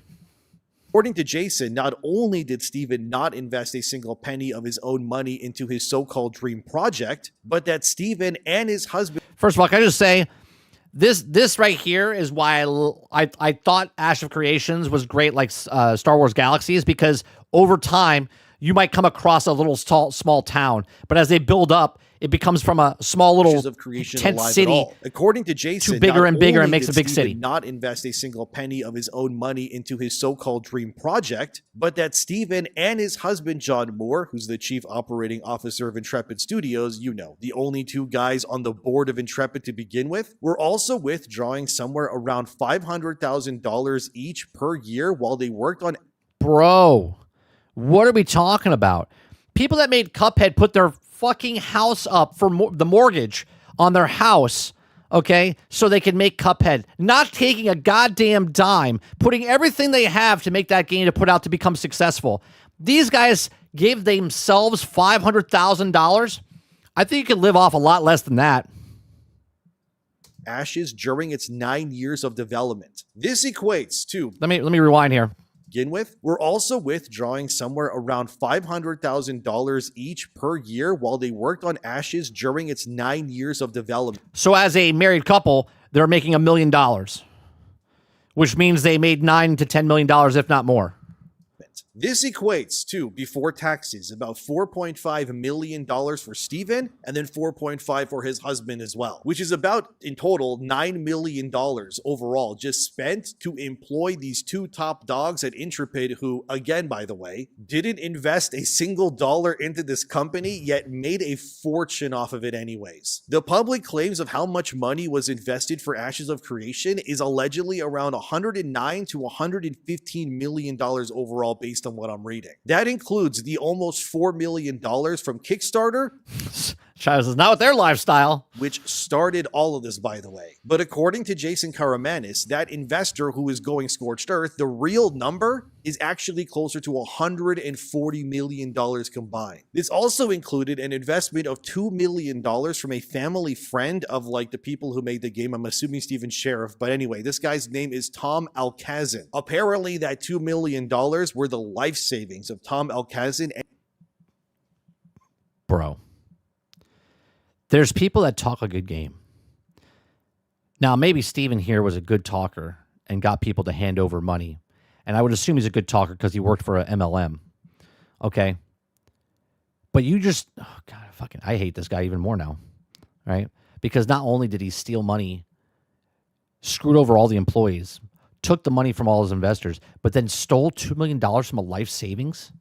and his wife, who are now in their 70s, that they were also swindled out of their entire life's worth of like money that they have like saved by Steven to invest into Ashes of Creation, which they will now, according to Jason, never get back because the entire studio is defunct, the game is dead, and Steven Sheriff and John Moore, the married couple, are nowhere to be found right now. The dirt here is that accountability, man. Where the hell... They have to know where these people are. Very simple to find them. You put a police warrant out for them. You have to know if they got on a train, if they went across a border, if they got on an airplane, and they went somewhere, you know where they are. Tom Alcazin is also a multi-market, pyramid schemer as well, who apparently had to pay. But nobody cares because everyone got their money that got paid. Everybody else is shit out of luck, and these people are on a beach somewhere. $1.2 million in damages in the past to the Federal Trade Commission for swindling people in his time from pyramid schemes as well. So Tom Alcazin was also permanently banned from being a part of any future pyramid schemes too. But according to Jason Karamanis, the biggest victim of this entire thing was a wealthy investor named Robert Dawson. And this is crazy, but again, allegedly according to Jason, Robert Dawson made up the vast majority of investments when it came to Ashes of Creation's entire budget. Robert allegedly injected somewhere near, and I'm not kidding, $80 million. Bro. In investments of his own money into Intrepid Studios from 2022 to 2025, making him the largest investor of this company. As the report says here, despite contractual obligations and investor demands, Stephen Sheriff allegedly refused to provide books and records, tax returns, or QuickBook files for 9 years. Despite contractual obligations and investor demands, alleged refused to provide books and records, tax returns, or QuickBook files for 9 years. Hello? What the fuck are we talking about? If you're an investor and your person's not giving you books that first year, you cut them off. What are we doing? If you have $80 million and you're not asking for what's happening and where your money's going, what are you doing? What are we doing? How do you not show any kind of books to the investors of your company? If I give you $80 million, I want to know how many fucking napkins you're using at lunch. Karamanis claims that he was promised a board seat in 2019 but never attended a single board meeting for a straightforward reason: because none were ever called. Do you see how this just keeps getting worse? Like, how did none of the people involved, who are investing millions of dollars, by the way, here, never once believing that they should maybe, I don't know. I don't know who to blame here. Think about this, chat. Think about this. The man who stole the money, that stole money from these people, is the smartest man out of all these people. Because these people that gave $26 million, $2 million, $80 million, nobody asked questions. Nobody asked questions for years. Like, I understand that you lost your money, but now it's too late. You deserve being a dum-dum by giving a guy money and not asking for what it's used for. A breakdown. Show me what you got so far. Confront Stephen and his husband about any of this, like person to person. These guys took all your money. They fed you lies for years, and they swindled thousands for almost a decade to now run away with millions of dollars. John Karamanis would tell Nefast QS, the YouTuber who spoke to him live on livestream, like, my God, let me read this for you. Look at this. Do you know how many board meetings I've been to? 0. Do you know how many board meetings he's ever called? 0. The only thing that guy's good at is BSing people. And he might be a good creative director. He might be a good gamer, but everything else is full of you-know-what. He's full of shit. First of all, yeah, he's a good bullshitter. Yeah, that's why he got $80 million out of you. And you're an idiot for not doing anything about it. $80 million? My ass would be at the office. Hey, what you guys doing? Show me what you got. But dude, if you thought that was weird and scummy, apparently Stephen Sheriff would live stream from a mansion that his Kickstarter backers bought for him. I'm not even kidding, as this part of the report states. The California mansion from which Sheriff regularly live streamed updates on Ashes of Creation's development became a symbol of the alleged deception. Karamanis claims that... I hate that, by the way. I understand that if you're making millions of dollars, right? Say what you want about Asmongold. If you don't like him, you hate him. The man is a millionaire. He could be multimillionaire, 100 millionaire. Okay. He could be living in a mansion. Instead, he's still living in the same house that he grew up in. Right. Steve Jobs, who was the richest man on the planet before he died. Okay. still lived in the quaint little house that he had. He didn't flaunt his money. Okay? There's streamers out there that started small, and then all of a sudden they're like flaunting the money that you're paying them. Instead of being humble, they flaunt it. A man doing a live streams from a mansion telling you that we need more money. We need $300 per thing to get you into Ashes of Creation. And yet I'm in a mansion right now. And now, no game, no jobs for the people, and ran away with $145 million. Stephen Sheriff and John Moore were originally renting the property, not owning it as many assumed. When they eventually purchased it, the down payment allegedly came from the company funds. Well, you can't run if you own. You can run if you rent. Or rather, the very salaries they were paying themselves while claiming to be... Because if they own it, they can get money back. They can actually take over their house and whatnot. Losing everything on the game. The house drama reached a crisis point in 2024 when the original owner's mortgage came due and Sheriff couldn't refinance due to Commerce Banking holding a second position as collateral for company loans. Facing foreclosure, Stephen Sheriff turned to his investors once more, and Karamis and Robert Dawson came to his rescue again by contributing another $2 million. Bro.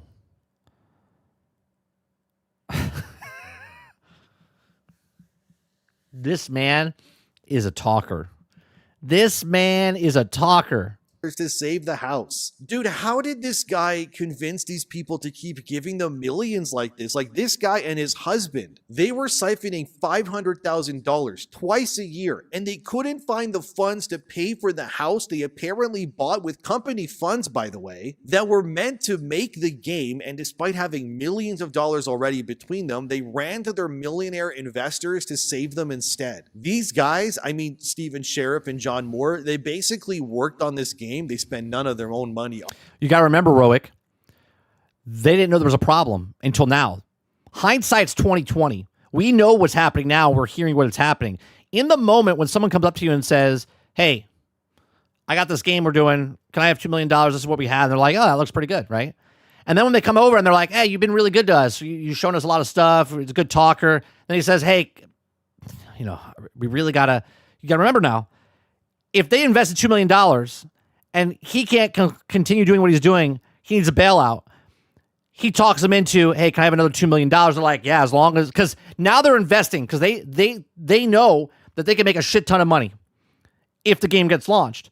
So basically, he comes to them and says, can I have another $2 million? And they're like, well, if we don't give him the money, then it's closed, then we're fucked, right? So then they give him another $2 million, and then they're still fucked, but they don't know that at that moment. He knows that at the moment, but they don't know that at the moment. On this, and everybody paid for them to live lavishly, while they knew full well that they were going to pull the plug eventually and run away anyways in the end. It gets worse somehow. I'm not even kidding. Let's keep looking at the report. How does it get fucking worse?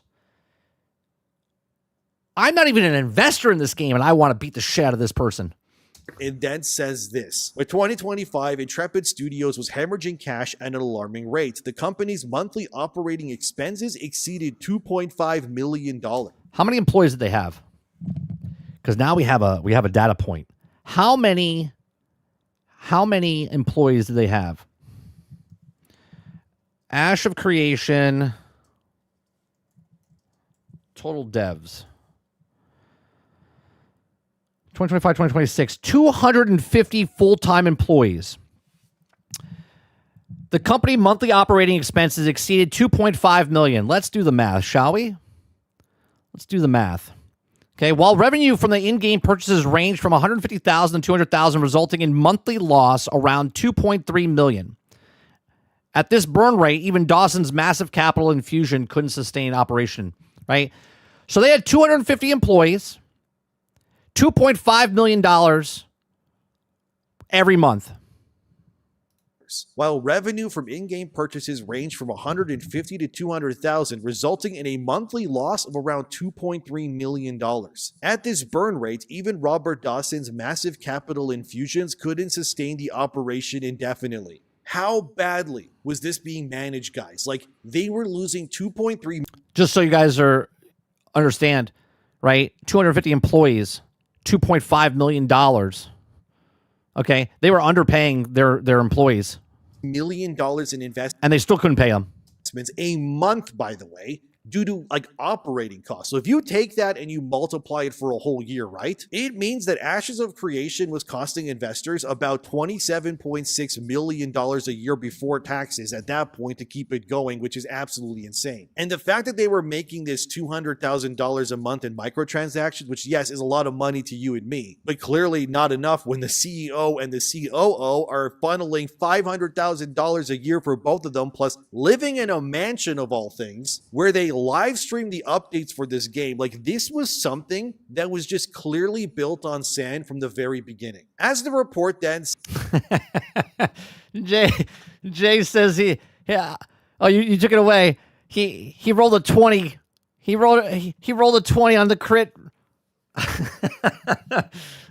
says here, as you can see, the alpha release of the game was mired in problems, and Steven Sheriff just conveniently forgot to give the bonuses promised to his game developers, despite them reaching the required for charisma. He rolled a 20 on charisma threshold, and he eventually delayed these bonuses indefinitely, which then led to another lawsuit where SADA Systems, that's a cloud service provider, claimed that Intrepid Studios actually owed them, nothing, just a little bit over $852,630, guys, for almost 3 whole years of unpaid Google Cloud Platform services that, again, Intrepid Studios never paid at all.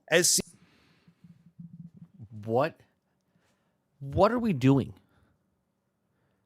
This just makes me wonder how many businesses in this world are just full of shit. I know. I worked for plenty of businesses. Let me tell you something about the movie industry. Everyone is a bigwig. Everyone owns a studio, but no one can pay their fucking bills. Even Disney World, like I always tell you, can't pay their bills. A multi-trillion-dollar company cannot pay their bills. But everyone's like, well, it's Disney. Well, it's this guy making this thing. Oh, well, this guy. It's unbelievable. Seen here, when confronted finally, Steven Sheriff claimed that the lawsuit was nothing and that the $800,000 owed was what they would make in a week. Steven promised to pay that, but then, as you know, Ashes of Creation would close down, Steven would leave the company, and he would take all the money with him while... My question is, why did he even tweet? This is what I don't understand. If you're just going to run with money, right? Why even tweet out and say, hey, I'm leaving, I can't because of legal whatever? Why would you even tweet? Why would you say anything? You just leave. Why did he do what he did? Why did he say what he said when he could have just taken the money and left anyway? Criminal self-report? This doesn't make sense to me, though, Z. I get it. But he could have just left, and people would have been like, what's happening? Where'd he go? He just fell off the face of the earth. Laying off everyone and turning off the servers pretty much. So that $800,000 that Steven owned SADA Systems has still not been paid apparently, despite Steven raising more money in the millions from his investors mere weeks before he cut the plug and then just disappeared. So due to all of this, Steven Sheriff was able to, according to Jason Karamanis, generate somewhere around $5 million in revenue off only selling roughly about 300,000 copies of Ashes of Creation. So he made a fortune offering an incomplete game. Like that. Welcome to AAA game. Right? Incomplete game. How much money did you make? That's the point here, pretty much. This then led, as you can see here, Robert Dawson in January 2026 reaching an ultimatum with Steven Sheriff after investing $80 million into this dying studio. Robert demanded a restructuring plan that would lay off 60 to 70% of all the staff to make the company more financially stable. But due to all of this, the investors attached would have to contribute 25% of their previous investments to maintain their equity. So this was done so that Steven wouldn't receive millions in payouts for simply owning the company, but instead his pay would then be tied to the actual performance of Ashes of Creation. This apparently is why Steven... So he left because his extravagant budget of making the money that he was making and the money that he stole, he didn't like them. He wanted his cake and eat it too. He wanted to make and steal all the money, but he didn't want to be told what to do. So he said, I'm out. finally decided to just leave the company, shut it all down, and run away into the night pretty much. He didn't want... Oh, my God. Well, I'm sorry to say this, but technically, him leaving and closing the company down, that means the IP is wide open. He doesn't own shit. He doesn't own shit. He's a criminal. So technically, we could take the IP. He can't sue. He can't do anything because he just gave all that up by stealing from everybody. Because in this new hypothetical structure, he wouldn't be able to just do nothing and sit around and make his money like he used to for the last 9 years. But he would have to, I'll just say it how it is, actually try and, do his job properly for once. And that, according to Jason, was the breaking point for Steven, because he didn't allegedly want his pay to be based on the performance of the game, because Steven obviously knew from the beginning that this whole thing was a lie. Jason claims that following this proposal by Richard Dawson and other investors, that Steven resigned and caused an act of sabotage. Yeah. He did seppuku. He took it and fell on the sword. He was like, I don't want to work, so I'm destroying everything. I'm not giving you the money that I stole. We're just going to close the studio down and I'm not going to pay you shit. What a fucking scumbag. Look at this. Apparently, Steven sent a letter of Commerce Bank to Valve and claimed that the Steam revenue from this... This is why he came out. He came out to look like the good guy. He self-reported himself and be like, well, it wasn't me, guys. It wasn't me. I had to leave because they wanted me to work. They were trying to take away all the $145 million that I took and stole from everybody. Do you believe this shit? December early access launch to February 1st was earmarked for payroll. This was about $3.7 million in total. This was done by Steven, according to Jason and investors, to effectively destroy the company from the inside out, simply because Richard Dawson, the guy who invested $80 million already, wanted to keep Steven accountable for his own actions when it came to Ashes of Creation. Instead, Steven seized the funds, bankrupted the studio overnight, left, and this just kind of leaves Richard Dawson, Jason Karamanis, and other investors with pretty much nothing but a dead company where their millions were wasted, and now Steven and his husband get to run away without paying a single dollar back to anyone. Free IP. Free IP. Nobody owns the IP. A criminal is not able to own this IP because if he wants to own it, he's got to come back and pay everybody. So what we should do now is there's a lot of smart people out there. They can make Astro Creations. They can do it in their own spare time. They could take this and someone else can just pick it up and start doing stuff with it. And they could sell it. According to Jason, the overwhelming shock of what happened caused him to break down mentally, and investors like Tom Alkison and his wife, who lost their $2 million in investments, will, according to Jason, never recover from this betrayal. And now, being in their 70s, obviously, they will not be able to ever get their money back. But this next part of the report tells us where this all stands now, as it reads here. Robert Dawson now controls the Ashes of Creation into... That's right. He owns the intellectual property. Through foreclosure proceedings and his position as a secured creditor. Karamanis holds first position UCC filings that predate Commerce Bank's involvement. Multiple lawsuits are reportedly imminent, including from TFE Games, which invested $5 million. Commerce Bank, which, Karamanis claims was defrauded with false revenue reports, and numerous other investors. So they allege that Steven Sheriff committed federal crimes by booking investor loans as revenue on tax returns. It's a claim he says he can prove with documentation, including 380 pages of text. Well, you could also say that he's never seen any kind of books for 9 fucking years.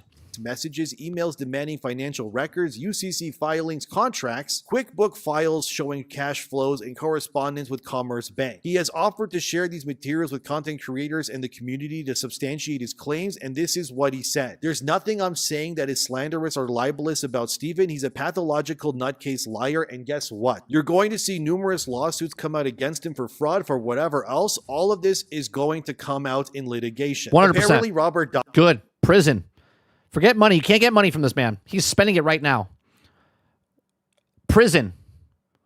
Dawson, the $80 million investor guy, is trying to bring back key developers into the fold to keep working on Ashes of Creation to turn it into something without Steven Sheriff's involvement, but apparently the staff refused to work with anyone involved with this mess. Well, yeah, I understand that because they're not getting paid. If he could prove to pay them, if he could prove to pay them, then they would do it. You could find new developers to come in, by the way. It'd be a hard fucking case to do, but Ash Creations right now is done. DOA. But 4 or 5 years from now, you can have a brand new game, but I would change it from Ash of Creations. Because they feel as if they've been betrayed, which honestly, they're right that they have 100%. been. I mean, come on, look at what I presented here today for you. Would you want to work for people like this knowing? Would I want to work for somebody? I mean, Steven left, you're burnt, right? If you get dicked over one time, you're done. You're never, if a dog bites you, you're never going to trust dogs again. It's just the way it is, right? It's just what it is. If this guy, Robert, shows and says, look, I have money, I'm paying you guys. But it's going to be really hard for those people. He's got to rebrand this fucking thing. He's got to rebrand the entire thing. It can no longer be Ash of Creations. How shady everything has been from the very beginning? Probably not. And I don't blame you. The backlash also got so bad that, as Gaming Bible reported here, Valve is breaking their own terms of service to refund players who bought Ashes of Creation. And this is why Epic hates Steam. Steam's like, yeah, we're not dealing with this. You want a full refund, we're giving you a refund. Regardless of playtime. Unfortunately, even if this is done, it's not Steven Sherris that will end up, paying this price, but Robert Dawson and the other investors now instead. Since Steven cut and ran, of course, it's just a giant mess. And as GameFragger.com also reported here, the ex-developers of Ashes have also mobilized and issued a massive lawsuit against Steven Sherriff and everyone else involved, because the mass layoff goes against the Warren Act. Well, now this is different. This gets fucking complicated. Because now that Robert owns the intellectual property of Ash of Creations and Interpearl Studios, and then these guys are suing Interpearl Studios, you're getting nothing from them. But now you're suing the guy who also got dicked over. Because now the new guy that owns it for the intellectual property, because of this guy just running off and leaving the company as is now responsible for the studio. He didn't screw you over. He lost $80 million. But now these guys want to sue the company. Well, the company's going to get sued. And if he is the company, well, that gets a little dick. That's a dick move on the guy who also lost $80 million. Stands for Worker Adjustment and Retraining Notification. Basically, it's required by law in California, where this game was mostly developed, that companies would provide 60 days of notice for workers prior to a mass layoff in a written letter. This is only required if the development studio is over 100 people, which in this case, it absolutely was. Here's all the demands, by the way, of this lawsuit, which you can see on screen here, but pretty much the developers are going for the jugular with this one. Yeah, but failure to provide 60-day notice. The dude ran with the money, right? So even if you want to do that, the dude ran with the money. He's gone. Warning was given to the layoffs planned closing for no exceptions, e.g. physical claiming, active war applying. Unpaid final wages, PTO, employees were not paid for the last weeks of work, unsecured paid time, vacation, and others' own benefits. Final pay stubs were also not issued. These are great if the company's still here. The man who has the money left, stole the money from the investors. The investors are not the company, but now he is the company. So not only did Steven dick over the employees, not only did he dick over the actual things over there, but now he's dicking over these guys again, because now they owe the money for the company that he left. State-specific claims violations of California Labor Code 1400, received code $4,113.15, plus waiting for penalties of the willful non-payment up to 30-day wages. Class action lawsuit, plaintiffs seek certification. Representatives for the similarly situated former employees terminated on around February 2nd within 30 days. And honestly, Steven Sherriff and his husband, John Moore, have to pay for what they've done here, man. Like, they just have to. Like, come on. This is not only a colossal waste of money, but they ruin lives, and they clearly did. Right, and the only people winning here are the lawyers now, because the lawyers are going to get paid, and who's paying that? didn't care, and the players of Ashes as well have been robbed of a promise that they bought into as well. And even then, the money they spent is not refundable because the game again technically launched already, and if you watch this for, yeah, you're now caught up on everything here pretty much. It's a massive mess like I told you, and it's all because one game developer decided to use lies and greed to destroy everyone's lives around them just so that he could make off with millions of dollars in his pockets instead. If I was this guy, Robert, whatever his name is, seems like he's got a lot of money. You could 100% pay a private investigator to find out where this asshole is and find him. There's people with very expensive cameras, and they'll know. They know where this guy is. They can find him. They can find anybody on the planet if they really want to. All depends on how much rage and vengeance this man wants that has the 80 million. This is the sort of thing where I wouldn't be surprised if Steven is found at some point at the bottom of a lake one day with... That's right. That's right. What he just said, that's exactly what's going to happen. When you find this guy, Steven blah, blah, blah, is found, you'll be like, well, he got what he deserved. Sort of thing where I wouldn't be surprised if Steven is found at some point at the bottom of a lake one day with concrete shoes due to just how angry he's made these people, but I could only really hope that justice is served one day. In a legal sense, I mean. Not of course, in a legal sense. Of course. With the concrete shoes, but you get what I mean. But anyways, what do you think? A lot here, I know, but thanks for watching. Subscribe. See you guys next time. But what a mess, dude. But anyways, guys, see you next time. It's a lot of members there.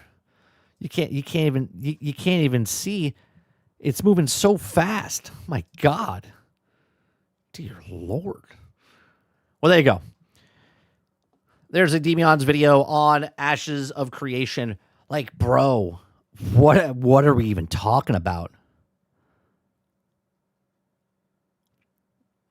Like, Jesus Christ. And he's just being left-handed with an empty bag of shit. Not even the shit from the marsupial that shits out the coffee bean, right? The guy for $80 million is just sitting there with an empty fucking, he's just hand and shit in hand. Can't do anything with it.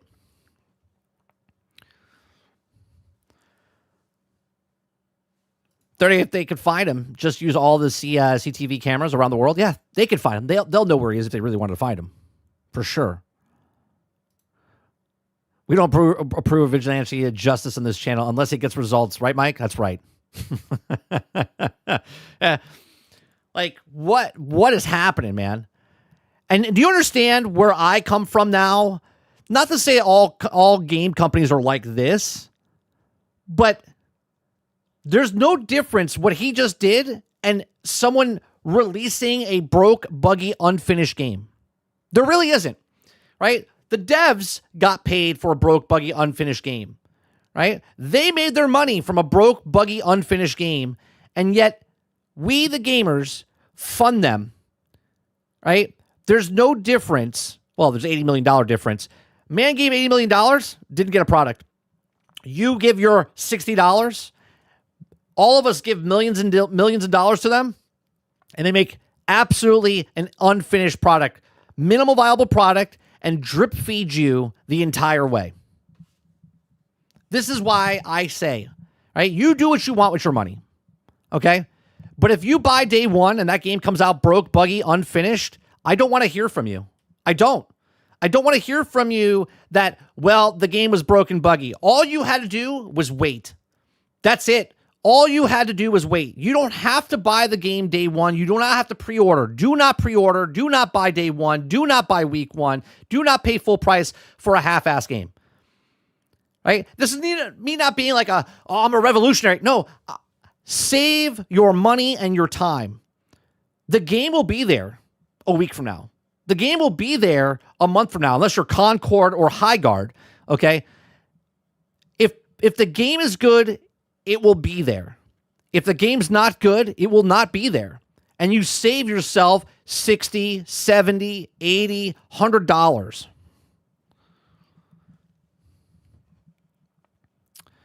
All right. Let's go to Twitter real fast and see what's happening over there. Ooh, I closed everything. That's not what I wanted to do. That's not what I wanted to do. Closed my whole window.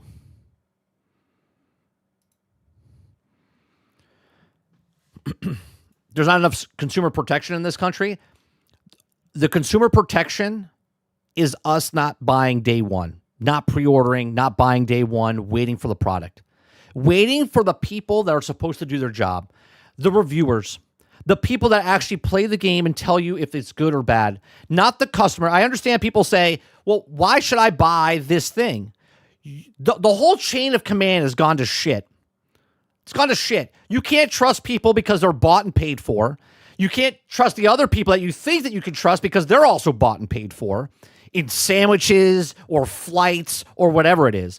The hierarchy is they make a product. The non-biased people in the center are supposed to give you a review and tell you what's good or bad about the game, but that's not what they do.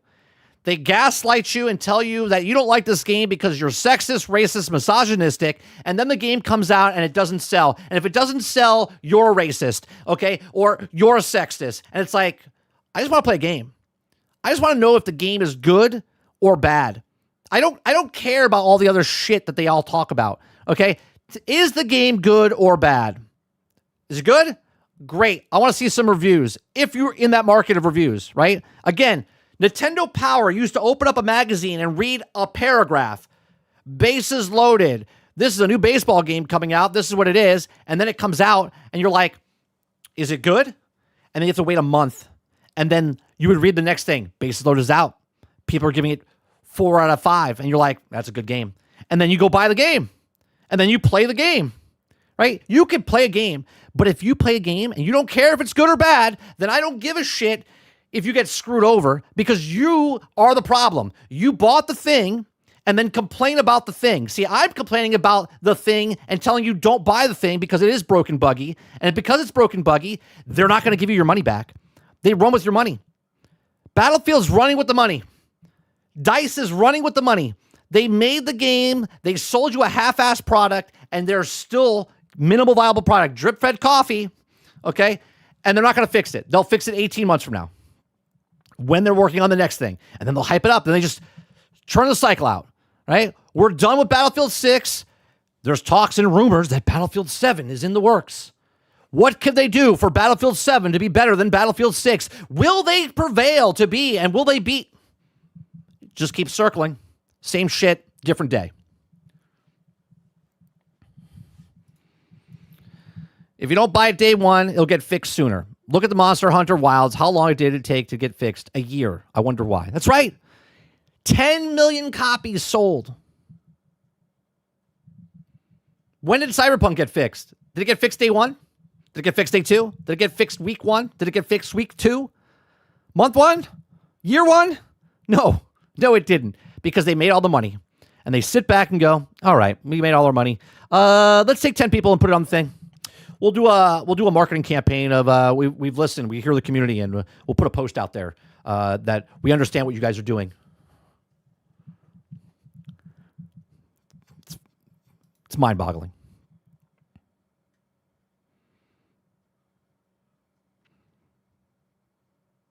Oh, this is good.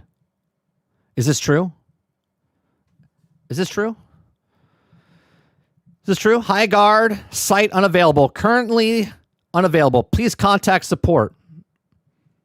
Is that true?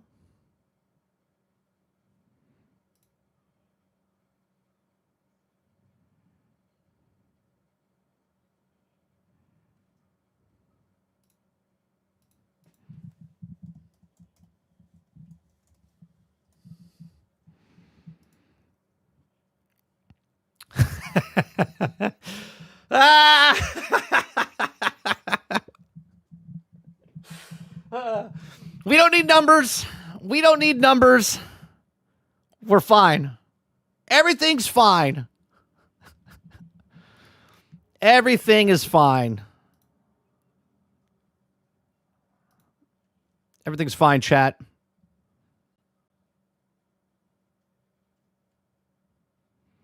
See, I'm not rooting. I'm not rooting for failures.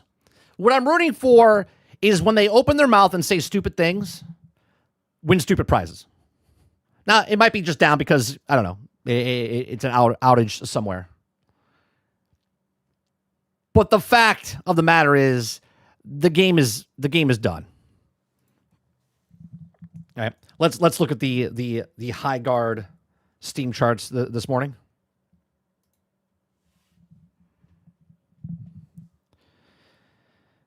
I mean, this week we could probably put in Vagoda. We could call Vagoda up. Massive. This game is massive. It's making so many microtransactions right now to keep alive. Jay says you could say that this game was sabotaged like Mind's Eye. Yeah.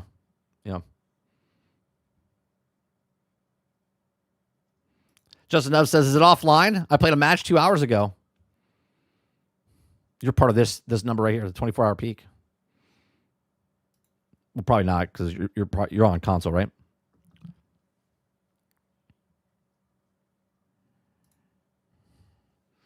Hightail patch notes, update 3. What do we got here? What do we got? I play Hightail. Let me know what you got here. Roadmap. Headline feature, animal taming. Added an early version of taming. Some of the friendlier animals you can find in adventures. Okay. Tamed animals. Okay. User placed map markers. Hey, we were just talking about that last night. Shared markers. Got localization.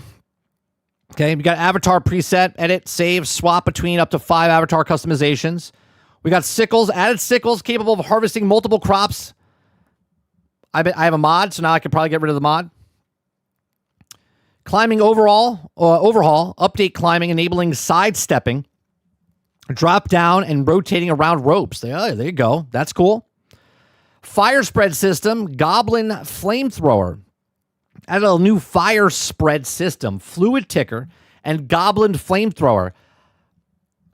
Altern's going to burn our whole city down. I know he is. Altern's going to come in. He's like, look what I got. I got a flamethrower. And he's just going to giggle. He's going to torch our whole base down. That's what's going to happen. Grass spreading. Added random block ticking for spreading of grass. So grass is spreading now. We got an Anchor UI system. Added an Anchor UI system enabling server plugins and add UI elements to client page, such as world map. This allows modders to insert 2 various predefined points as well as added them. Okay. Let's see. Avatar cosmetics, hair and faces, combat items, weapon adjustment fixes, adjust the damage value. Okay. Adjusted the guardian stamina cost, all spear types, updated range weapons, short bows, necromancing's in the improvements, summons, NPC enemy changes, refactor rhino toad attacks. Oh, well, that's good. Last night we were getting attacked left and right from the toads, so that'd be good. They fixed that. Improved in-hand positioning of ingots and sticks. Gameplay, maps, and navigation. Update map marker icons improved. Player names are now always rendered on the map. Compass now shows different icons based on vertical distance. Teleporter options are now hidden for map markers with adventure game mode. Update player spawns and home icons. Improve world map marker text clarity. Sort key bindings, added take all. Shift dragging now quickly transfers and rework utility wheel quick swap. Crafting benches, reduce the farming bench tier requirement for chicken coop from 5 to 3. Updated requirements of farmer's bench. Updated the crafting items times the several early item. Okay. Dough is now produced using refillable tankers. Tankers are now crafted via the farm benching. Okay. World and entities. Doors no longer close when blocked. Teleporters now require you to clear a short distance before reusing. Okay. Minecarts no longer move when stuck. Fixed NPC and co-op transforming into other NPCs. Fixed being also captured dead NPCs with captured crates. Improved fluid mounts. Improved multiple modules. Block in the worlds. Textures. Content encounters. NPC creatures added green variations of Rhino Toad. Furnaces add T2 furnace. New model textures. Okay. Audio quality of life. What do they do for quality of life here? Modding tools. Mod management added some new mods. Creative tools. Machinima removed some older debug commands. Ability to change the playback speed within the Machinima tool. Okay. A lot of stuff here. Role generation. Stability. Performance. Crash fixes. World block fixes. Mount travel fixes. Gameplay fixes. UI. It's a lot, man. And there you go.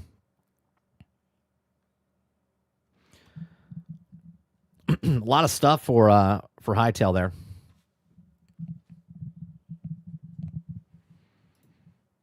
What else we got here? We got some more UI. We got some more AI stuff.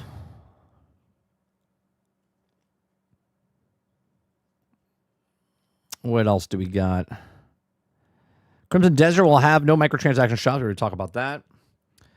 Note, Steam Deck OLED game may be out of stock intermediately in some regions due to memory or storage shortages. So if you guys are looking into getting a Steam Deck,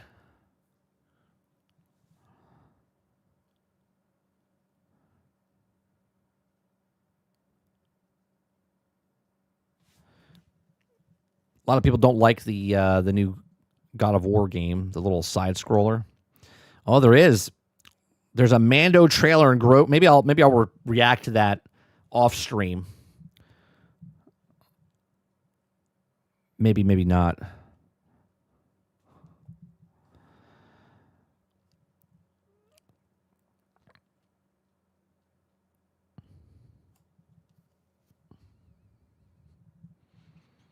All right, chat. That is going to do it for us today. That's going to do it for us today. I appreciate you guys coming out, hanging out with us each and every day. I'm going to try to figure out what's going on with the TTS because I apologize. I appreciate every single person that did a super chat. Aku, Eclipse, Mr. Z. I appreciate you guys. I'm going to try to see if I can fix that. I don't know what's going on with the audio. I really want that to work, so my apologies for that.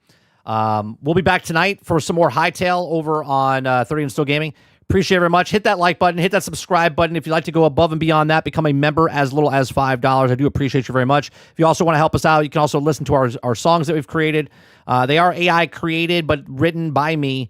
And if you're in the channel at any point, you can see stuff that we've written about what you guys have talked about, topics that we've talked about, and they're a little fun little jingles that you can listen to. Appreciate it very much. You guys have a great rest of your day, and I'll see you guys on the next one. Peace.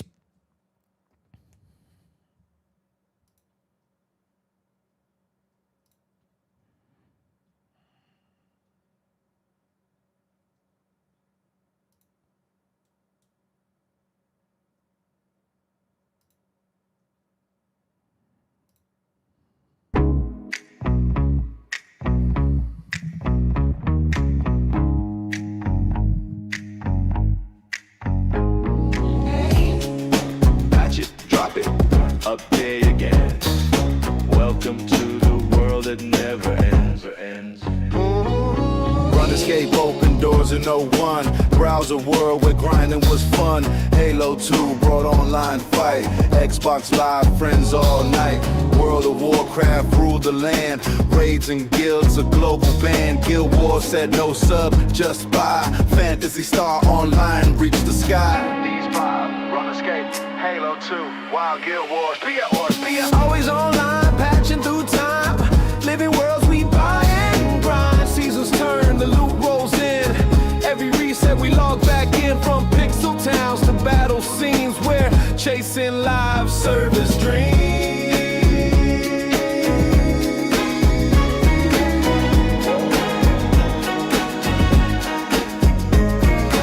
League of Legends, free to play reign. Skins and champs, the money chain. Team Fortress 2 with hats on show. Cosmetic cash flow starts to grow. Destiny promise, 10-year plan. Shared world shooter for every fan. Warframe rising from the dust. Space Ninja grind you learn to trust. Hearthstone cards became a trend. Digital decks with no real end. Always online, patching through time.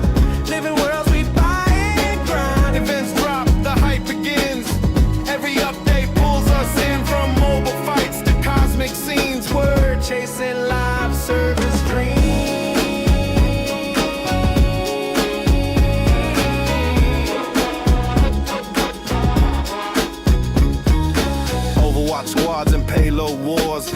Original skins unlock the doors. Pokemon Go got us outside, catching mons with AR pride. Fortnite dropped, the island's hot. Battle Pass Gold, the juggernaut. PUBG built the BR craze. Winner, winner, gameplay stays. Apex Legends, squad-based flair. Respawn spin kept players there. Always online, patching through time. Living worlds we buy and grind. Seasons roll, the meta spins. Every batch we dive right in. From payload runs to battle scenes. We're chasing live service dreams.